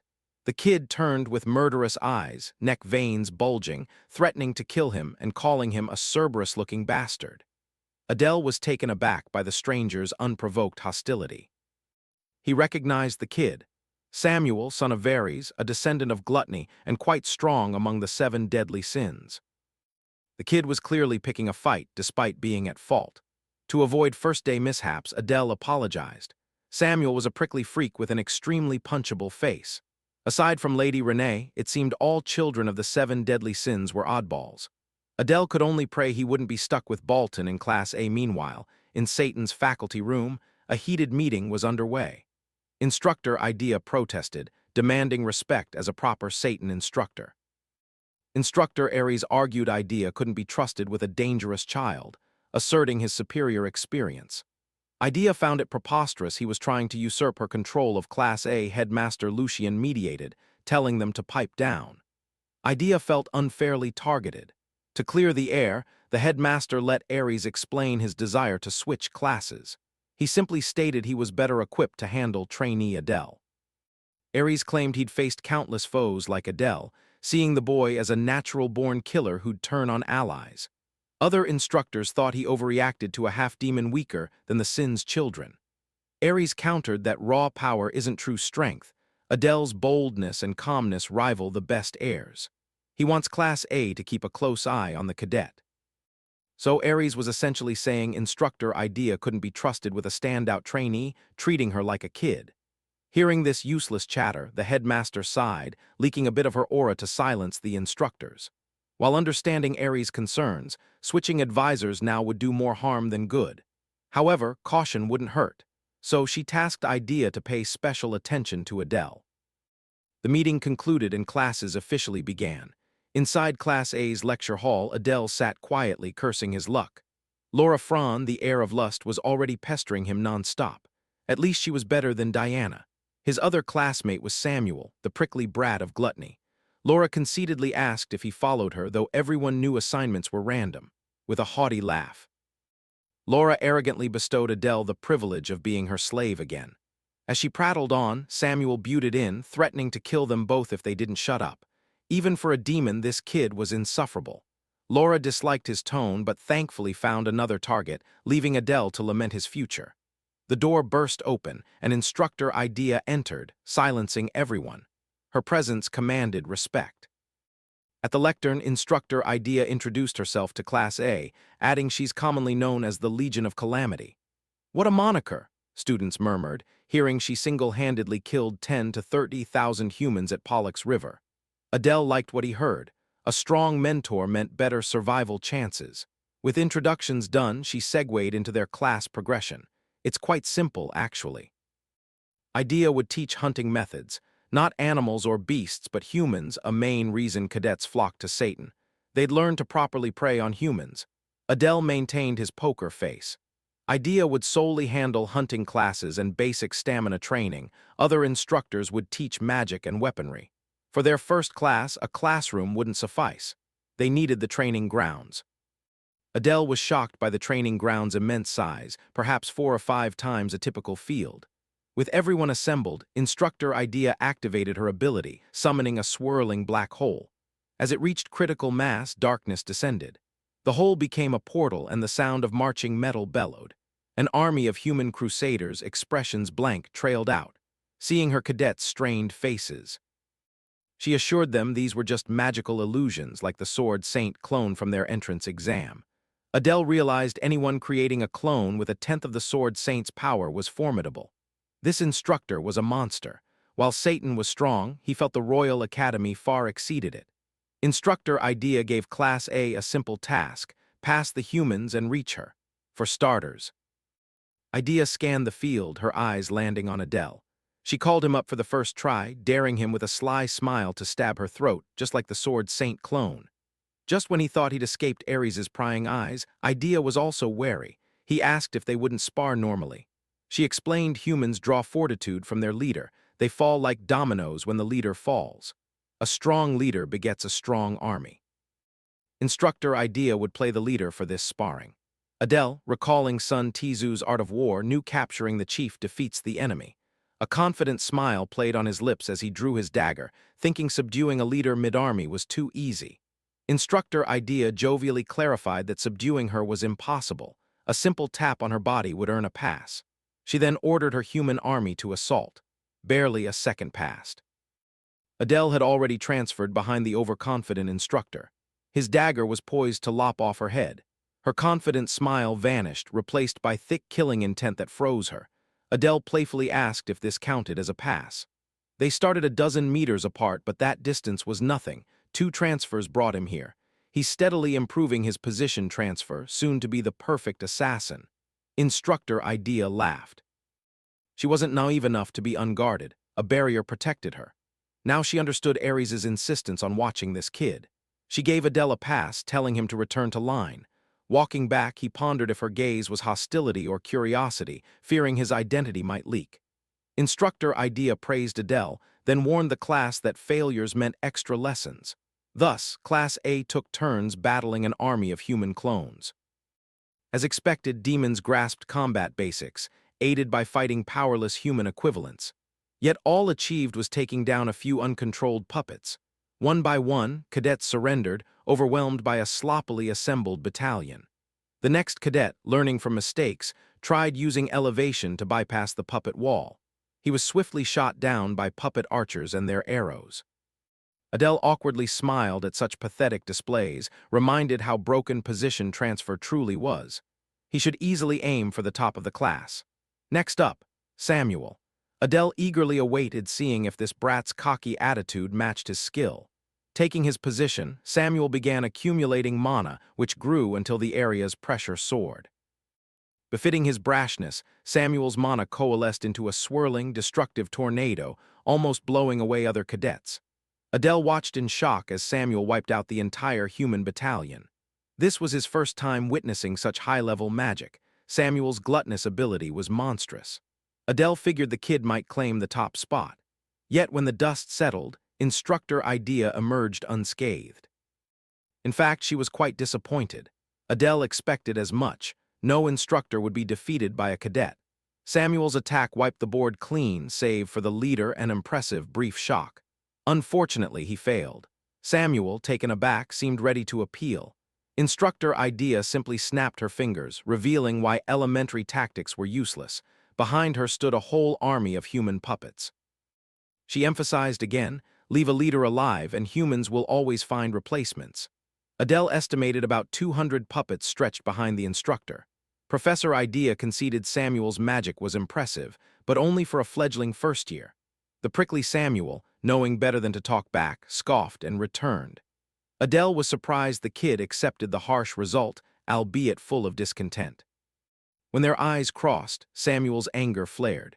His overconfidence was his downfall, focused on the real target he'd have passed. The assessment continued as Idea called another cadet. A high, mighty laugh bellowed. Laurel Franz stepped up, excited for her spotlight. Cadets were certain she'd pass, only wondering how. She stood before the puppets, calling them minions daring to block her path. Her arrogant words elicited no response. Nervously sweating, her haughty pronouncements ceased. Realizing her abilities were useless on the puppets, she desperately sought an escape. As Adele expected, the heir of lust avoided direct combat. In the entrance exam, she'd used teammates as crazed minions, barking orders from the back. Without minions, she was practically harmless. Desperate, she scanned the cadets, locking gazes with Adele. Pleading for help, Laurel still called Adele a slave. The class whispered, oblivious to their strange dynamic. Adele, already disinclined, now absolutely refused to help. Instructor Idea, fed up with Laurel's wailing, commanded her puppets to charge. Laurel flinched as they swarmed, raining down punches and kicks. Adele just couldn't believe she hadn't even learned to buff herself. Everyone watched Laurel get pummeled, begging for help. But Adele's gaze drifted. He saw a classmate completely heal a wound. Healing magic, a human-exclusive power, this pink-haired girl must be a half-demon. Healing talent is rare, a healing demon almost unheard of. He didn't know her name, but Adele mentally vowed to find a way to connect. Just as he moved to approach her, Instructor Idea assigned him to escort Cadet Fran back to class. Her timing was terrible. He'd much rather meet the healer than babysit this spoiled brat. He knelt, flicked Laurel's forehead, calling her useless. Adele poked her repeatedly to wake up. The beating was one thing, but public humiliation stung worse. At least when she called him a slave, he could retort she was weaker than one. Before class ended, Instructor Idea gathered everyone. Her high expectations met disappointing results. Still, it was a good first lesson. These youngsters needed to experience overwhelming defeat to grasp their place in the world. They must see their flaws and mistakes. Discovering limits early is crucial, enabling them to support each other in battle. Adele found Satan's random class placement strange, human schools sorted by ability. Instructor Idea then spoke of synergy. Despite today's failures, one student passed. Singling him out, Idea gave Adele a lingering glance, promising to watch his progress. Adele awkwardly thanked her, feeling his classmates' burning stares. Finally dismissed, they headed back for their next class. Hostile instructors meant hostile classmates. Samuel, especially, seemed ready to pounce. Adele worried that building his own faction was now impossible, thanks to those meddling Seven Deadly Sins kids. After hunting class, lessons proceeded smoothly. Next was theoretical education, covering demonic realm history and human weaknesses. Adele listened diligently. Today he learned demons share human body structures, hits hurt the same. A quiz was coming, so study up, surprisingly normal. Yet Adele found school tedious, having lived this before. It was only day one, but he felt defeated. Just like his past life, no friends after class. Speaking of friends, he still wanted to meet that pink-haired healer. With a few minutes before the next class, this was his chance. Slowly approaching her desk, they exchanged glances. Adele offered a warm smile, introducing himself. The girl stared silently as the entire class stopped, watching them. He realized two half-demons together inevitably drew attention. The girl looked visibly uncomfortable. She was uncomfortable, so he decided to save the conversation for later. He quickly exited the awkward situation. Heading for the door, he just wanted to find a restroom and feed his mana. Suddenly, Samuel walked in. Their eyes locked again. Adele just wanted to leave, but this brat looked at him like trash. To keep the peace, Adele reluctantly stepped aside. As Samuel passed, Samuel scoffed, murmuring about Adele being a nauseating, low-class creature. Everyone has a limit. Adele, having tried to avoid trouble all day, finally snapped. He turned, sarcastically praising Samuel's family, hitting a nerve. Samuel's aura flared, demanding a repeat. Doubling down, Adele praised the gluttonous family for producing walking, talking garbage. Those words pushed Samuel over the edge. To be fair, it takes little to provoke Samuel into a furious rage. Unlike Bolton, who understands strategy, this fool can't control his hatred. If he obstructs Adele's plans, it's better to eliminate him now. Samuel's mana twisted into spiky armor. Adele remained unfazed, believing he could get away with disarming Samuel if he framed the incident correctly. But before they clashed, the next class's instructor arrived, unnoticed. Dispelling their raging auras, the slick-haired, bespectacled instructor smiled kindly, asking everyone to sit. Neither Samuel nor Adele sensed his arrival. With the fight broken, Samuel dutifully deactivated his power, or rather, it was forcefully shut down. The instructor not only appeared from nowhere but also dispelled all talents in his vicinity. With order restored, the educator prepared to introduce himself.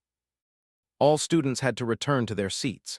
Samuel clicked his tongue in annoyance, surprising Adele that the mad dog accepted the situation so easily. As the class quieted, Adele walked back. The instructor enthusiastically introduced himself as Robolt. "Is ChatGPT teaching magic now?" Adele mused, realizing how Robolt effortlessly dispelled their magic. To be a Satan instructor, one must be highly skilled. In fantasy, magic is always paramount. As a novelist, Adele never wrote magic as an innate talent. For him, it was a skill, honed through hard work, almost an academic pursuit. Instructor Robolt began his lesson, emphasizing a core concept: attributes. The fundamental elements of magic are earth, water, wind, and fire, 4 base elements. Add the rarer darkness and light magic and you have 6 basic attributes. Most possess only one, but Adele sensed he was attuned to 2. The Bear family leans dark, but he's unsure of the Arson family's practice. Today's lesson: a simple test. Cadets will identify their mana attributes by placing hands on an orb. Its color change reveals their affinity. Students sheepishly lined up. Adele chose to observe first. The first student, visibly nervous, touched the orb, which glowed crimson, indicating fire. Next, green for wind. Everyone took their turn, revealing a diverse array of elemental affinities. The process was swift, and soon it was Adele's turn. Instructor Robolt called him to the front, and unlike the others, Robolt already knew Adele by name. Despite this oddity, Adele received the same instructions. When his palm touched the orb, it unleashed a dark aura with a glint of pale light. Everyone, including the instructor, was taken aback. Robolt gasped, examining the orb's extremely rare phenomenon, half black, half gray. Black usually signifies darkness, common among high-ranking demons, but the gray hue was new even to him. Robolt wasn't entirely unfamiliar. He knew gray light represented chaos, an attribute defying natural order, a true outlier. Beyond its name, he had no further information. Adele, however, was oblivious. He'd never heard of such an attribute, nor written it in his novel. For now, focusing on the darkness attribute seemed safest. Messing with chaos magic without more information could be disastrous. As the lecture continued, the gray light from the orb consumed his thoughts. He wasn't alone in his obsession. The daughter of lust had been eyeing him. When Adele called her out for staring, she was adorably flustered that her stealth failed. She just wanted to ask about his dangerous stunt before the instructor arrived. Laurel Fraun warned Adele against provoking Samuel, calling him a ticking time bomb. Adele defiantly stated he wouldn't stand idly by when provoked. Laurel nearly cursed him for challenging a member of the demon world's most powerful families. Adele argued Satan's rules meant outside status didn't matter. But Laurel insisted this wasn't just a simple demon-on-demon scuffle. Laurel, frustrated, caught herself before revealing too much, only offering Adele a stern warning, be careful and watch his back. Adele suspected she hinted at the Gluttony family's brutal revenge. Regardless, he needed to focus on the day's final class, hoping for no more incidents.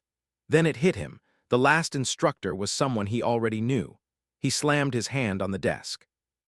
Ares, the swordsmanship instructor, a hulking demon, immediately intimidated the cadets. He insulted them as weaklings, unworthy of his class, disgusted by the entrance exam results where only the top 8 survived a mere 5% powered puppet. Adele figured Ares aimed to provoke them. His goal: ensure cadets could at least disarm an opponent, even if they fell in battle. Ares's first lesson, cardio. They'd run until they dropped. He believed swordsmanship's foundation was raw physical strength. Endurance magnified any technique. Time ticked in this final class, cadets already 30 laps in. Then, with watchful eyes, the instructor caught Laurel and Samuel doing something unforgivable. Laurel and Samuel were using mana to run, bypassing stamina. For this, the two heirs were punished. Restart the hellish run from the beginning. Adele was pleased to see these rich kids dealt with for cheating. He recalled his own past struggles. Finally, Ares signaled the class's end. Only those completing 50 laps could head to their dorms. Unfinished cadets faced extra lessons. Adele surprisingly navigated the grueling day with minimal trouble. After freshening up, he headed for the dorms, utterly exhausted. All he wanted was his bed, but Lady Renee intercepted him, clearly having a bone to pick with her bodyguard. Regaining composure, he asked his boss what was wrong. When questioned about her first day, Renee responded with despondent silence. Adele wondered if she'd been offended. He moved them away from prying eyes. Finally, she spoke, complaining instructors hadn't given her enough training. She wanted him to join her for cool-down exercises. Adele, having just sweated profusely, was mortified at more activity, unable to refuse. She led him to a nearby cadet training ground. Though tough, extra training with a child of the 7 deadly sins made pragmatic sense, it boosted his survival. The facility was surprisingly spacious and well-equipped, bustling with cadets. Renee immediately headed for heavy weights. Adele, volunteering, decided to try the barbell first. Confident his past world's workouts made this easy, Adele attempted a deadlift. He strained, looking like he'd burst, but the barbell wouldn't budge. Renee frankly called him a weakling, warning him to stop. He'd forgotten the original Adele lived indoors. Renee then effortlessly overhead pressed the same barbell in her uniform. She had a true sleeper build, in pure strength. Adele was miles behind Renee in strength. He needed to train hard. The cool-down stretched for 2 non-stop hours before Renee reluctantly stopped. Time to head to the dorms. Adele's first day ended as a grueling training montage. Curious about his gains, he checked his status while Renee changed. Still a chaotic half-demon with traits, transfer talent, and 1321 mana. Despite diligent nightly mana practice, it only increased by a measly 24 points. He seemed to have hit a slow growth phase. Elixirs might help. Renee finished changing, pulling him from his thoughts. After escorting her to her dorm, he urged her to rest. Had he stayed a second longer, he'd have collapsed. Following directions, he ascended to his room on the higher floors. His acceptance letter assigned him room 407. On the 4th floor, ornate doors lined the hall. Standing before his, Adele wondered what kind of roommate he'd get. He hoped for someone good, a potential ally, maybe even his first friend in the demon world. A giddy thrill ran through him. He opened the door with a smile and a polite greeting, but his words died in his throat. On the left bed sat Samuel, son of Varus, the very bastard Adele was feuding with, the absolute worst roommate imaginable. Both were stunned, clearly unaware they'd be paired. As shock faded, tension surged, filling the air with hostility. Miraculously, they didn't pounce. Both were in a foul mood, realizing they'd share this room for the entire year. These mortal enemies occasionally glanced, sizing each other up, only to quickly look away when their eyes met. Of course, the racists still called Adele a filthy half-breed. Hearing those poisonous words, Adele sighed and abruptly stood. Samuel tensed, ready to fight, but Adele wasn't foolish enough to start trouble. He simply couldn't stand this arrogant prick. He'd leave for a bit. Before exiting, he ominously wished the dipshit a quiet rest. Samuel's dark circles suggested he rarely slept. Leaving the prickly dorm, Adele walked, frustration simmering. He'd return when the prick was asleep. How could someone not even a descendant of wrath be so consumed by anger? Samuel was gluttony's heir, wasn't he? His thoughts scattered, Adele pondered his own chaos magic affinity. Questions about this unknown mana attribute gnawed at his mind. Perhaps he should ask the information paper, but if they knew anything, Instructor Robolt would have told him, or he'd be learning its power through inscriptions. Besides, information cost money and he was currently broke. For now, he'd best find a place to train his mana. Wandering Satan's nearby woods, he spotted a single sparrow. Cute, yes, but no critters should be here. Adele sharply noted the oddity. With a stoic poker face, he turned from the bird and continued. By the time he finished mana training, the sun had long set and night had fallen. Opening the door, Adele found his hateful roommate asleep. Good, no more bad vibes tonight. Utterly exhausted, he collapsed into his own bed, feeling on the verge of passing out. Yet he still wanted to squeeze in every possible second of training, even before sleep. The moment his eyes closed, exhaustion claimed him.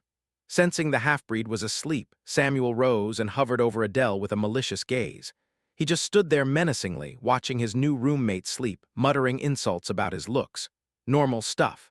What Samuel couldn't accept was the blatant insult to his family name. He knew he was wrong, but he'd never apologize first. He sighed and turned away.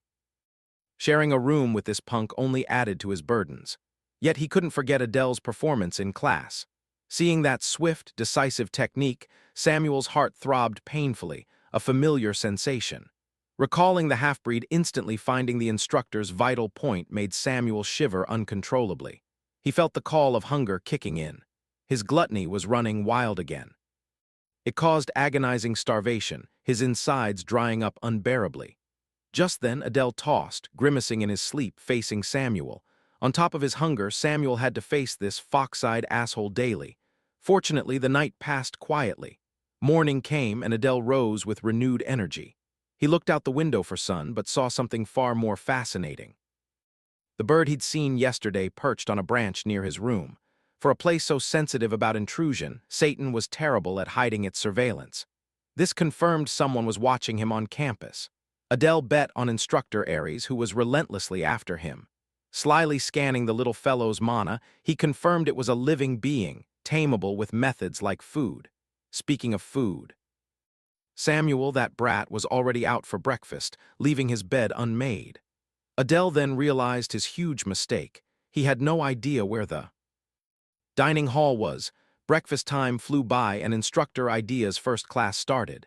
Adele missed breakfast, aimlessly wandering campus for food. A rough start to his second day. With a grave expression, the instructor made an important announcement. The class needed a representative for homeroom. It was only day 2, they barely knew each other. Naturally, questions arose about selecting this crucial role. Instructor Idea, initially planning a democratic vote, whimsically decided to personally appoint the rep before she could speak. Bold Laurel Fraun, unable to wait, stood up, praising the instructor's impeccable decision and preparing her acceptance speech. In the novel, Fraun was chosen for this class. Samuel's unpleasant personality made him ill-suited for leadership. Laurel, however, had an inflated ego, expecting to be called queen as a rep. She might not be the brightest, but her charisma and support skills made her the best choice. While she claimed the role, other students hoped for competent Adele, until they remembered his half-breed status. Perhaps his performance was too good. Still, he was flattered his name came up. Dismissing useless thoughts, Adele quietly approved Fran's inevitable appointment. Instructor Idea held her tongue as Fran urged her to make the nomination official. With a sigh, Idea bluntly shot down Fran's overconfidence. She wouldn't be class rep. Never rejected before, Fran couldn't comprehend what she was hearing.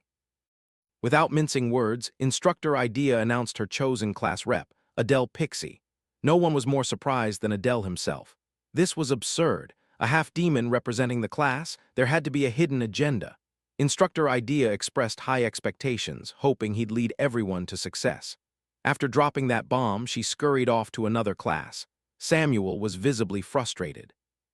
The guy he wanted to tear apart kept rising. Classes would now focus on practical training for midterms. By day's end, they needed to group into threes. Adele recalled Satan's midterms, likely testing their ability to kill live humans. That was the point of their training. Killing was imperative in combat. Before concluding homeroom, Instructor Idea, with a venomous smile, warned Cadet Fran never to speak so casually to her again unless she wanted private lessons. Idea knew keeping Fran's ego in check was a requirement. Submitting the team list by day's end fell to the new class rep. But what was the practical? Fighting Idea's dolls again? If so, why form teams? It was too early for the novel's terror incident. What mattered now was forming a functional team. Adele already had one person he wanted in his team. Meanwhile, Instructor Aries marched down the faculty halls looking furious. Ready to lash out, he barged into Idea's office, voice booming, tone hostile. Idea responded calmly. She clearly expected him. It had been a while since she'd seen him so serious. She found it amusing. Aries immediately questioned the dangerous kid's selection as class rep. The announcement was hours old. Aries had efficient intel. Instructor Idea vehemently defended her choice, knowing the implications. It was temporary, but giving Adele authority over Class A was best. Instructor Aries refused to hear any of Idea's outlandish reasons.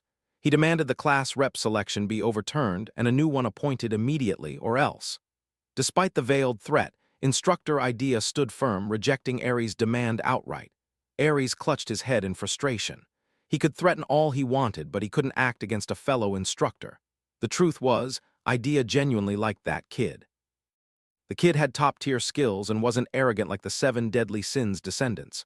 Plus, he was backed by the Bear's family. Still, Aries' gut screamed the boy couldn't be trusted. A blind blade is too dangerous. Instructor Idea sighed, walking away. She'd handle everything, and Aries better stay out of her way. She was supremely confident in her eye for talent. Unable to change her mind, the big man stood helplessly. Aries now regretted not pushing harder for that class. He felt a foreboding about leaving someone so dangerous to a new instructor. The kid reminded him of a half-demon who left him with an unforgettable battle scar. He couldn't shake off the eerily similar vibes of that killer to Adele's. Blood relation chances were slim but couldn't be overlooked. They didn't know what motivated that fox-eyed wolf. Aries whistled for his little bird. Reports were clean so far. Adele hadn't raised any red flags. For now, surveillance would suffice. Aries couldn't take his eyes off a potential threat. Meanwhile, in Class A, cadets formed teams. Adele, the new rep, hadn't been approached by anyone. He worried he looked too shady. Even that jerk Samuel was getting offers. Adele didn't mind who he teamed with as long as they weren't dead weight. Seeing Samuel get offers annoyed Adele. Since offers weren't flooding in, it was time to approach someone himself. As expected, no one approached the half-demons. Like him, the healer girl was ignored, so his first recruitment target was a fellow half-breed. Unfortunately, she saw him as a sinister being. His menacing walk towards her nearly gave the poor lady a heart attack, making her let out a tiny hiccup. It was Adele's fault. He'd startled her by scanning her mana. Her deep mana pool and invaluable healing made her perfect support. Putting on his most disarming smile, Adele reintroduced himself. She, in turn, introduced herself as Luna. He then popped the question of teaming up, even mentioning his class rep position to sweeten the invitation. At first, she hesitated. Given her fear and the implications of 2 half-demons teaming up, Luna hesitated. Adele applied more pressure, reminding her of the looming team submission deadline. With a mix of push and intimidation, he secured her affirmative answer. As they finalized the deal, Laurel Fran overheard. With her perpetually haughty attitude, she buted in with her signature laugh. offering to take them under her wings as if doing them a favor. Adele tried to reject the insistent, spoiled brat, but to no avail. Luna was caught between two arguing powerhouses. Laurel refused to recognize Adele's authority, seeing herself as Class A's true leader. Knowing she wouldn't take no for an answer, Adele added the 7 deadly sins descendant to his circle. He appointed her team leader, stipulating all decisions must go through him first. This setup seemed pragmatic for dealing with Laurel. This setup allowed him to stroke Laurel's pride while leveraging her prestige. A week passed quietly. Adele realized he'd hit a bottleneck in mana training, only gaining 1 point. He desperately needed an elixir. He also found no information on the chaos attribute. His best bet was this week's magic class. On top of that, Crete's worm poison was becoming unstable. He'd likely have to keep the critter on him constantly. At least his annoying roommate wasn't causing grief, which was a relief. Still, Adele felt things were about to improve. Today, Instructor Idea entered the classroom with an enthusiastic greeting. She looked excited, signaling good news. She announced a special class, Class A's first field training session, to be held outside Satan. They're off to a place called Oregon. Not the U.S. state, but in this world, Oregon is a brutal prison for humans who couldn't return to their territory during the Human-Demon War, essentially a POW camp. To speed things up, they'll take a dimensional train. The clueless students, thrilled to be leaving school grounds, were giddy with excitement. They're so focused on going outdoors, but if they only knew what Oregon truly is, they wouldn't be smiling and chatting so ardently. This is Adele's first venture outside school, and he's hit the jackpot. Beyond training, other paths to power exist. Soon, the main characters will uncover a special opportunity within that godforsaken prison. Adele, armed with knowledge, knows how to reach it first. The challenge: seize it without attracting suspicion or the guard's watchful eyes. His strategic thoughts were then interrupted by the cheery Fran. He must have seemed a bit stiff. Adele laughed it off, blaming nervousness for his first field class. Fran assured him there was no need to worry with such a capable team leader. Adele, however, secretly looked forward to seeing their confidence drain once they reached Oregon. Still, Fran's cheerfulness brightened his mood. With a rare opportunity on the horizon, Adele was eager for a power-up. The dimensional train announcer then declared their arrival in Oregon. Time to disembark. Instructor Idea led the way. Cadets stared up at a sinister building, exuding misery. The kids were dead silent, but their instructor looked right at home. Towards the entrance, they passed metal cages housing the bones of past prisoners. The atmosphere was, as expected, intense. Cadets expecting a leisurely field trip were now shaking in their boots. To ease them, Instructor Idea explained there'd be no combat tests today. She said it as if something awful wasn't clearly imminent. That woman has a twisted sense of humor. Oregon's guards greeted the Satan cadets with utter indifference. Adele estimated their strength rivaled instructors, judging by the pressure they exuded. After verification, they were led deeper. Torchlit hallways gave the camp a medieval feel. Every grim stereotype was present. As they ventured further, desperate cries for help and mercy became audible. Even the usually upbeat Fran was visibly unnerved. As they walked, an odd stench filled the air. Adele inwardly chuckled at the clueless cadets. As expected, Samuel, that prick, seemed utterly unfazed. He's a strange one. Descending stone stairs, Instructor Idea signaled a halt. Suddenly, the ceiling opened, revealing today's true training grounds. They were about to witness Oregon's true, ugly face. Moonlight poured in from above. The cadets finally saw the miserable prisoners in their cells. For humans, this was hell on earth. As evident, this place held those who dared attack the demon realm, brutal criminals with demon blood on their hands, some even murdering pregnant women and children. Seeing everyone's curiosity, Instructor Idea ordered a guard to bring a test subject. A malnourished, defenseless prisoner was then forced to kneel before her. Idea activated her magic. Threads of power extended, wrapping around the poor man. With a sadistic glint, she conjured a ball of pure misery, forced open the prisoner's mouth, and made him swallow it. What followed made the cadets' stomachs churn with brutality. Not Samuel's, though. He relished the gore. The prisoner's head immediately twisted into something unimaginably grotesque. After seconds of unbearable agony, the prisoner's head exploded into bits of meat, blood, and brain matter. Instructor Idea had just demonstrated the field test's simple premise. Cadets must kill one human, any method allowed. Those with weaker stomachs couldn't bear the bloody aftermath.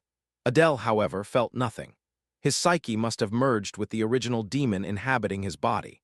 His goal remained unchanged, no matter how dirty his hands became. He would survive, fix this wretched world's ending, and fulfill the original Adele's wish. To test her new class representative, Idea called Adele to take his turn. Without a word, he approached the nearest cell, opening the gate to choose. Chained against the wall was another underfed prisoner. Knowing his fate, the poor man stared at Adele's dagger with terror. With an emotionless tone, Adele offered him the courtesy of speaking his last words. The man, consumed by vitriol and pure hate, shrieked his only regret was not killing more demon bugs. He vowed humanity would eradicate every demon. Adele, fueled by the madman's hateful rant, delivered a swift, clean blade swing. Killing such a vile creature felt oddly satisfying. Exiting the cell, Instructor Idea applauded his impeccable performance. With the instructor and class rep done, it was now everyone else's turn to enter their chosen cells and stain the floors with human blood.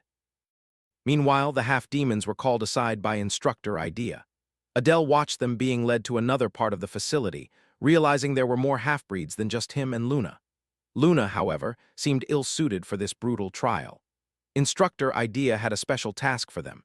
Instead of killing humans, they had to execute fellow half-demons. This was to prove their loyalty, distinguishing them from the traitors in the lineup who had sided with humans. Upon seeing the traitorous demons who sided with humans during the war, most half-breed cadets felt their blood boil. They had suffered persecution due to such disloyal acts. Eschewing weapons for a clean kill, the half-demon cadets used fists and feet to brutally beat the defectors. Adele watched, listening to bones breaking and helpless pleas from the other side. Samuel, leading the charge, summoned his gluttonous apparition to devour his human prey. Death stench and sounds filled the air. Tune out the depravity. Samuel's brutality was unnecessary. He was simply a sicko. Adele worried if Instructor Idea saw Luna's complete breakdown, the girl would be in deep trouble. Meanwhile, Laurel Fran asked if using her abilities for the kill would count. Idea approved, selecting a cell. Fran brought out 2 prisoners, placing one in a spellbound trance. With complete control, she issued the kill order. The puppet prisoner turned on his lifelong comrade, strangling him to death. Instructor Idea passed Fran, reminding her to address her deficiencies. Fran didn't lack hatred for humans, but she was more fragile than Adele realized. Against chained prisoners, kills came quickly for everyone. Only Luna remained. With undivided focus, she had to prove to Idea she wasn't a traitor to their kind. Failure in this training carried grave implications due to Luna's bloodline. All she wanted was to disappear, slumping to the ground, cursing her pathetic weakness. Luna had come to Satan to avenge her mother, whose life was hellish because of an unworthy father. Yet she couldn't overcome her passivity. Seeing her struggle, Adele intervened, rolling up his sleeves. He swore she'd pass this test. Luna felt apprehensive. But the young man had already drawn his dagger. He turned the blade, placing it in her hands. It was terrifying, but she had to push through the fear. With the dagger, Adele gently guided her hand with finesse. All she needed was to slowly move forward and stab the heart. Closing her eyes, she obeyed. Before Luna realized, Adele was already taking the blade, patting her head for a job well done. Without his intervention, things would have worsened. Refusing to kill a human as a half-demon would have dire consequences. Expulsion at best, a painful fate at worst. After Adele's intervention, Instructor Idea expressed displeasure at her class rep overstepping. Pissed at his tampering, Idea seemed unlikely to pass Luna after such a pitiful display. Adele countered, reminding Idea that using one's ability for a kill counted as a pass. Cadet Luna was the only one with healing abilities. Something more suited for a supportive role, making her more valuable than most passing cadets. By this logic, Adele implied he'd gladly abandon other cadets lacking talent. He stood firm, asserting he would do exactly that. Instructor Idea was pleased with his response. Liking his boldness, she relented, giving Luna the pass. This time he was lucky Idea was a complete psycho, not a traditional instructor, if Ares had overseen the test. His approach wouldn't work. After Instructor Idea left and Adele congratulated Luna on passing, Luna's nerves gave out and she fainted. This actually suited Adele's next move perfectly. It was time for the real game, to find what he truly sought. Knowing Oregon's layout intimately, and with time before returning to Satan, he ignored orders to stay with the class and delved deeper into the grim prison. Security tightened with every step deeper. To descend underground, he needed a miracle. Deciding to try, he cloaked himself in pure darkness. His improved mana control allowed him to pull it off, making underground infiltration barely probable. Moving cautiously, Adele tiptoed through a patrolling guard's blind spot, but sensing hostility as he drew too close, he quickly retreated to hide. Adele's heart pounded. Discovery now was unthinkable. Luckily, the guard only scanned the area before moving on, likely sensing a subtle atmospheric shift, typical of Oregon's elite. Past the riskiest sections, he found the first floor's sole empty cell. The secret passage, he recalled, lay hidden within. Using position transfer, he effortlessly bypassed the lock. The moment he stepped into the four-sided cage, a floor pressure mechanism activated. He plunged into a seemingly endless drop, struggling to stay upright and silent. His best chance for a safe landing relied on his novel-based knowledge of the protagonist's descent depth. After a mental count, he hurled his dagger down. The instant he heard his blade strike ground, Adele used position transfer, swapping places. He defied physics, landing without a scratch or sound. First task complete. Now the underground waterway. He anticipated encountering toxic black slimes, their poison lethal on contact. His strategy, target their cores from a safe distance. Fortunately, the Fang of Darkness provided a long-range black blade rain.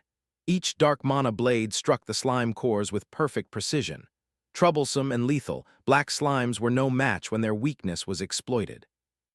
Reaching the waterway's edge, he plunged without hesitation into the pungent black goo, hoping to hold his breath. Suddenly, a foreboding voice echoed in his mind, warning of a great evil ahead. Adele had never written this voice or warning into his novel. He knew only that he was heading to a dormant demon's ancient rebellion site. Perhaps the great evil was the beast even the Demon King sealed away. Regardless, he was too deep to retreat. He'd face whatever lay beyond. After an eternity in the black goo, he frantically surfaced in a hidden chamber. Before him lay the skeletal remains of a chained prisoner. Scanning the morbid site, Adele realized the true opportunity likely resided within the skeleton's decayed heart. Giddy with anticipation, Adele reached for the rotten heart but froze. As he neared, it pulsed with bright crimson light, seemingly reanimating the sealed prisoner's remains. This absurdity was entirely unexpected. With life returning, the skeleton's eyes blazed with golden fire. A crucifix insignia materialized behind it, eerily similar to the Arson family emblem tattooed on Adele's neck. The demon realm's fabled traitor was connected to his family. Defying logic, the skeleton spoke with a booming voice, recognizing Adele as an Arson child. Unnerved yet curious, Adele listened. The skeleton warned that those who hear its voice, carrying the blood of chaos, share its burden. It cautioned Adele not to be devoured by raging chaos, the world-distorting force. Obsession with its meaning would lead to ultimate loss. After this chilling warning, the skeleton crumbled to dust, leaving the rotten heart. When Adele touched the decayed organ, it glowed again, imparting a constant hunger through his palm, a will for utter devastation. He'd touched his ancestors' deepest desires. Checking his status, a new trait appeared, telekinesis. Eager to test it, he drew his dagger and moved it with his mind. Currently, he can only levitate it for mere seconds. It's not a mana shortage, but a lack of proficiency. He'll need to diligently train this new ability. Beyond this potentially overpowered technique, discovering a clue about chaos affinity beyond mere raw power was truly unexpected. This covert operation was a huge success. With nothing more to gain in this dismal place, Adele had to rejoin his class before his absence was noticed. Upon his return, Fran spotted him first, her gaze suspicious. He offered a simple excuse, just walking around. Oregon isn't exactly a place for strolls, so to cover his tracks, he insisted sightseeing caged humans was oddly pleasing. Dismissing Fran's irritable ramblings, he sought Luna. She seemed much better than before. He joked she'd slept so soundly, someone could have carried her off unnoticed. Ignoring the joke, Luna thanked Adele for his field test assistance. She'd have undoubtedly failed without him. Now she was indebted, a debt he'd certainly cash in later. Instructor Idea then called her cadets to gather. Thankfully, no dropouts today. She noted the significant change in many cadets after getting their hands dirty. They still needed refinement, but today marked a big improvement. It was a short stay that felt long. It was time to leave this godforsaken place and return to Satan. Another week quietly passed since their unforgettable trip. Not much truly changed. Adele observed the half-demons overcoming some fears through the experience of killing their own kind. Meanwhile, every second of his downtime was dedicated to training his telekinesis, while professors kept hinting at the upcoming midterm exam. In the novel, Satan's first-year students launched an all-out invasion of the Imperial School around midterms. This upcoming event was no joke. Adele sensed not everyone in this classroom would return in one piece. Today, Luna kept stealing glances, turning away once he stared back. Her expression suggested she was bothered by something. He approached with a smile to check on her, but she didn't respond, so he gave her a little startling. When asked if something was wrong, she frantically waved the question off. It seemed she wouldn't share her thoughts so easily. Adele invited Luna to lunch later. The invitation seemed to cheer her up considerably. They agreed to meet in front of the dining hall at noon. Luna, though emotionally unstable, was surprisingly easy to read. She seemed less frightened by everything now and trusted Adele after Oregon. Hours later, the lunch period was almost over and Luna was still a no-show, worrying Adele. He didn't want to eat alone as he normally skipped lunch. It couldn't be helped. His time was better spent on more training anyway. As he was about to walk back to his dorm, Adele spotted Lady Renee and the Demon King's daughter, Diana, walking his way. Upon seeing perhaps Satan's most dangerous duo, every fiber of Adele's being screamed at him to run and not get involved. So he frantically used position transfer to hide himself. Even so, Lady Renee sensed a faint trace of his presence. Thankfully, she did not investigate further, as he was merely hiding behind a brush. Considering his Oregon experience, he's grown more paranoid about being outed as an Arson descendant. His family not only played a pivotal role in defeating the demon realm, but more importantly, they were directly responsible for the Demon King's brutal death. To add insult, the Arsons even added the Queen to their kill count. While the ladies pondered the presence they just felt, Adele quietly snuck away. That was a close encounter. He truly needed to be more cautious around campus. His sneaky shenanigans landed him in a hidden spot behind the dining hall. The ample, quiet space was far better for training than his stuffy room. Perhaps he'd stumbled upon a decent spot. Unfortunately, the peace didn't last long as a frightened scream echoed nearby. Adele recognized the terrified voice and immediately ran in its direction. His suspicions proved correct. Luna was being harassed in an alleyway. Seeing the young lady ganged up on made Adele's blood boil to dangerous levels. She turned to him with a glint of hope. Calming himself, Adele scanned the goons, recognizing them from his class. He quickly grasped the situation. With barely concealed rage in his voice, he ordered them to return to the classroom. They were ganging up on Luna, despite all being half-demons themselves. The goon leader pushed back against Adele. From the beginning, these half-breeds never recognized Adele's authority as a class representative. These goons had no game. Believing Adele couldn't handle a 3-on-1, they were quickly proven wrong. Imbuing pure mana with killing intent, Adele effortlessly choked a goon. The other two froze, stunned by the class rep's chilling hostility. These fools dared challenge him, yet couldn't even move under his gaze. He dropped the pathetic worm, but then, to his surprise, Adele realized he'd underestimated one bystander. The boy with the spider mark on his cheek showed no fear. In fact, this kid calmly analyzed Adele's every move. After making an example, Adele urged the goons to stop embarrassing themselves and flee. When they barked back, he gave a final, chilling warning. "It's still lunchtime. I'd rather not see your intestines before a meal." The three stooges limped away, tails tucked. Yet the spider-tattooed boy remained composed, staring at Adele with apprehension. Such composure is rare for a cadet, besides Luna. Class A might hold another hidden gem. Once the goons vanished, Luna rushed to her savior, genuinely grateful. Their lunch meeting would have to wait. They were delayed. Class was starting soon, and Adele didn't want to be late, especially since they were finally learning real magic today. Day by day, Luna felt closer to her fox-eyed knight. Minutes later, Instructor Robolt burst in, excitedly announcing they'd finally learn real-world magic. Today's focus: invisibility and silence, techniques too dangerous for pervs. Coincidentally, these were the original Adele's specialties. The purpose was simple: how to defeat a stronger foe. Sometimes, assassination is the only answer. For some, such underhanded methods aren't an option, but a necessity. Currently, no Class A cadet could defeat a human hero head-on. To begin, Robolt demonstrated invisibility magic. He meticulously explained heating their demon tattoo slowly, circulating and releasing mana gradually. Even with low mana purity, one must spread the cover thinly and evenly. Failure meant, well, failure. After flawlessly executing each step, the instructor vanished without a trace. That explained why no one noticed Robolt entering during Adele's fight with Samuel. Reappearing, the instructor tasked cadets with wrapping mana around their bodies. They had to close their eyes, focusing entirely on the difficult, precise mana handling. This step demanded patience. Even accidental success meant the caster should still see their own body.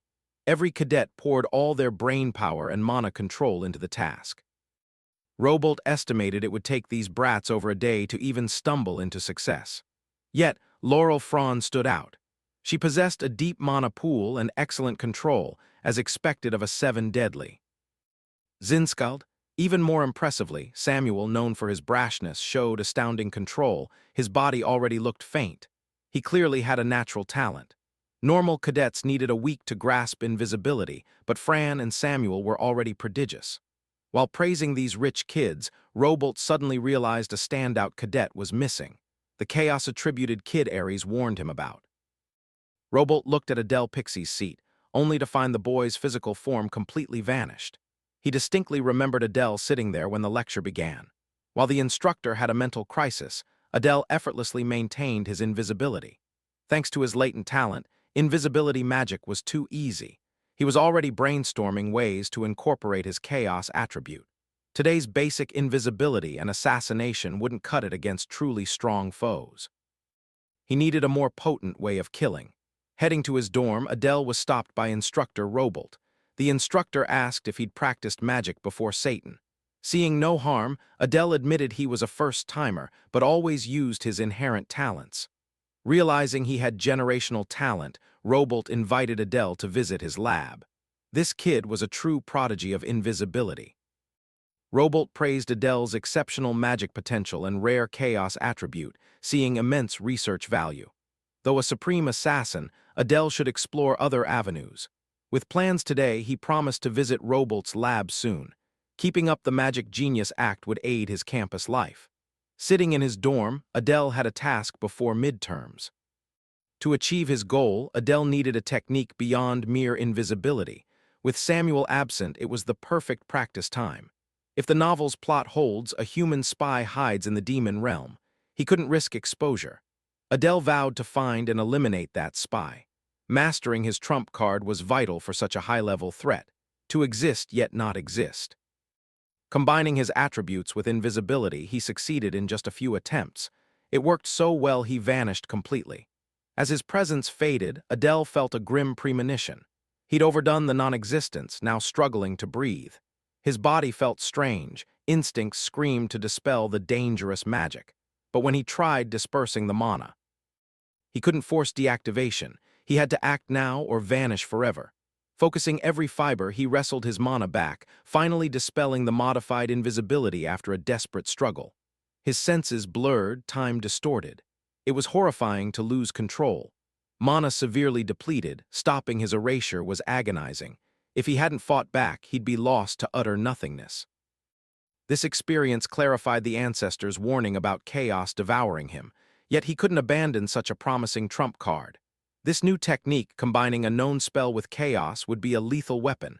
Absolute invisibility. Suddenly, while he panted, his roommate Samuel barged in, kicking him full force.